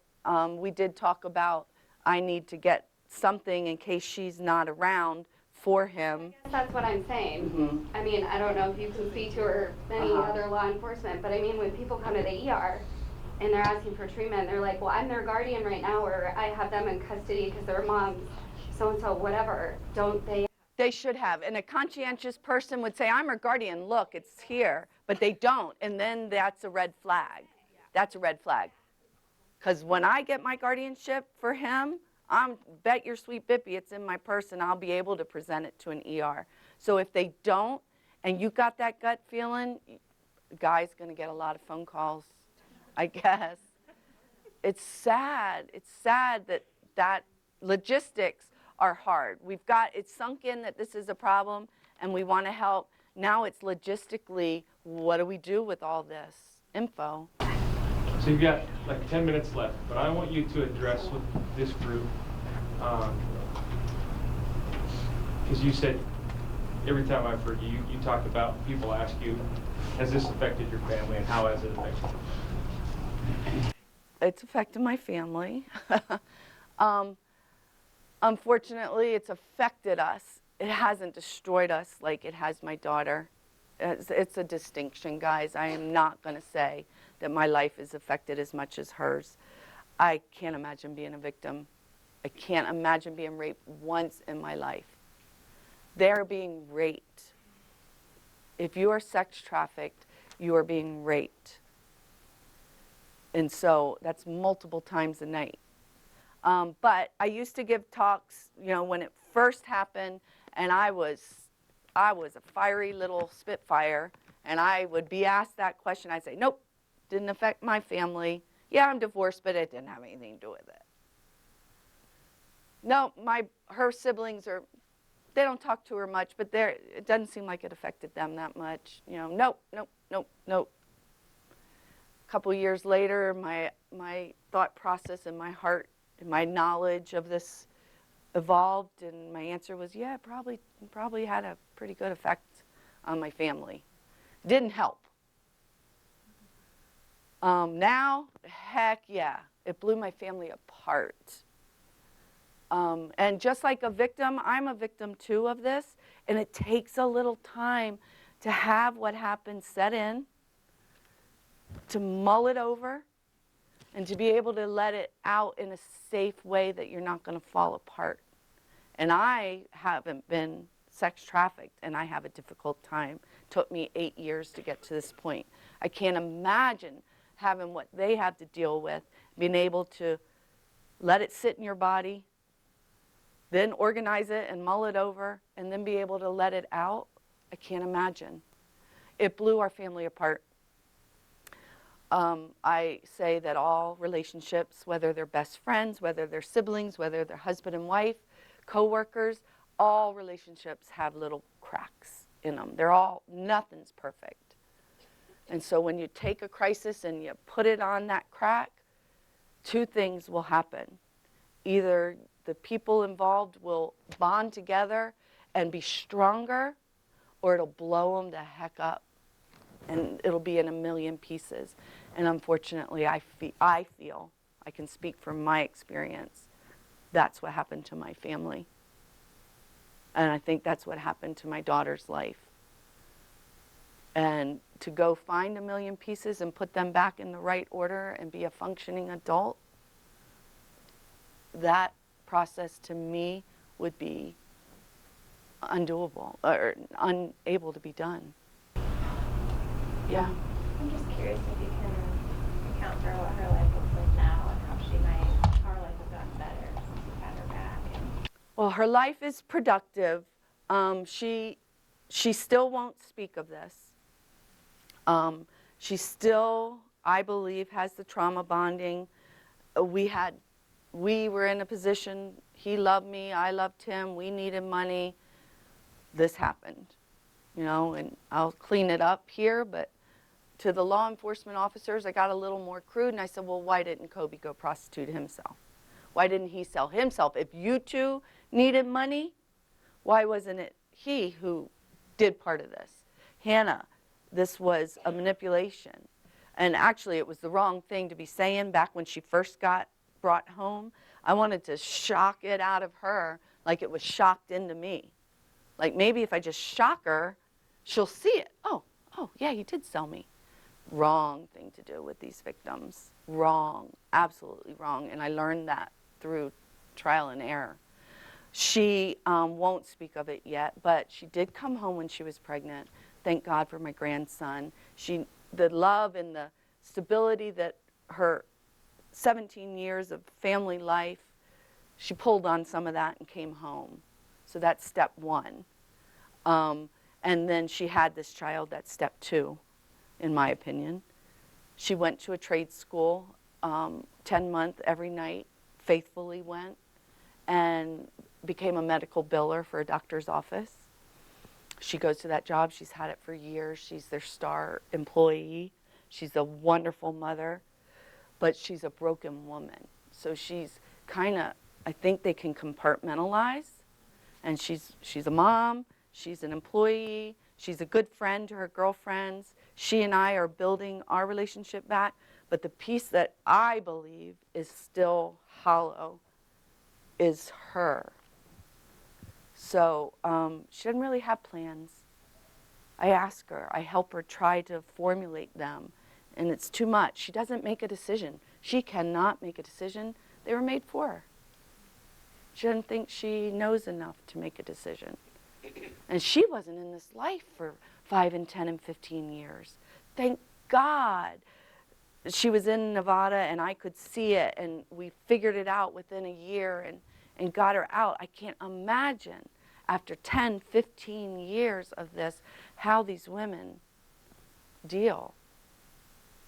Yeah.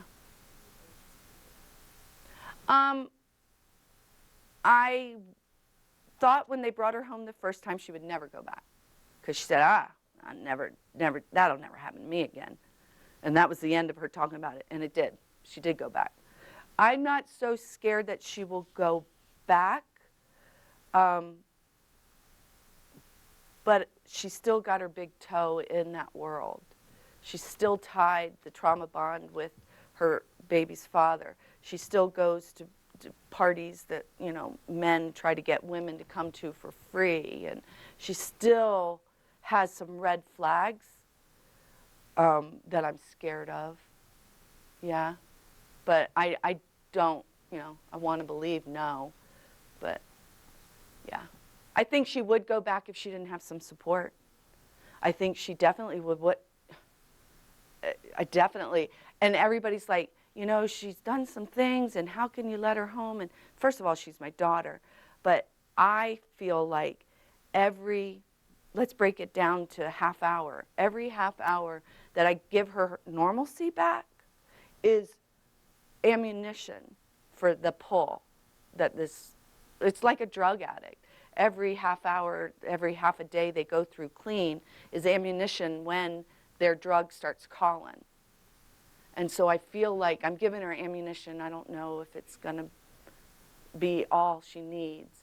But every day, every half year, every year is ammunition that she won't. I hope. Yeah, and then I think we got to go. I was just wondering how she feels about you coming out. She hates it. She hates it. She doesn't know where I am right now. I was asked to talk on the TV for your news, talk on the radio, pictures. I asked not to.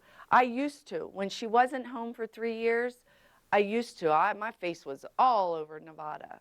And she didn't like it, which she shouldn't. It's counterintuitive for a mother to sit here and tell this story on her family and her daughter. It's awful. It's awful. I wouldn't want anybody to do that to me. But at that time, she wouldn't let me help her, and I needed to do something, and so I started educating. So when she did come home, I did make an agreement. She's like, shut up, Mom. You know, like, stop blasting my business. And I did agree with her that I would continue to do private talks, no paper, no media, no nothing, but that I felt like it was valuable to instill information to people in a private setting. So, yeah, she's not happy. But I feel that I give some insight that a lot of people wouldn't have, and it might still be valuable, I hope. Thank you all very much. Thank you.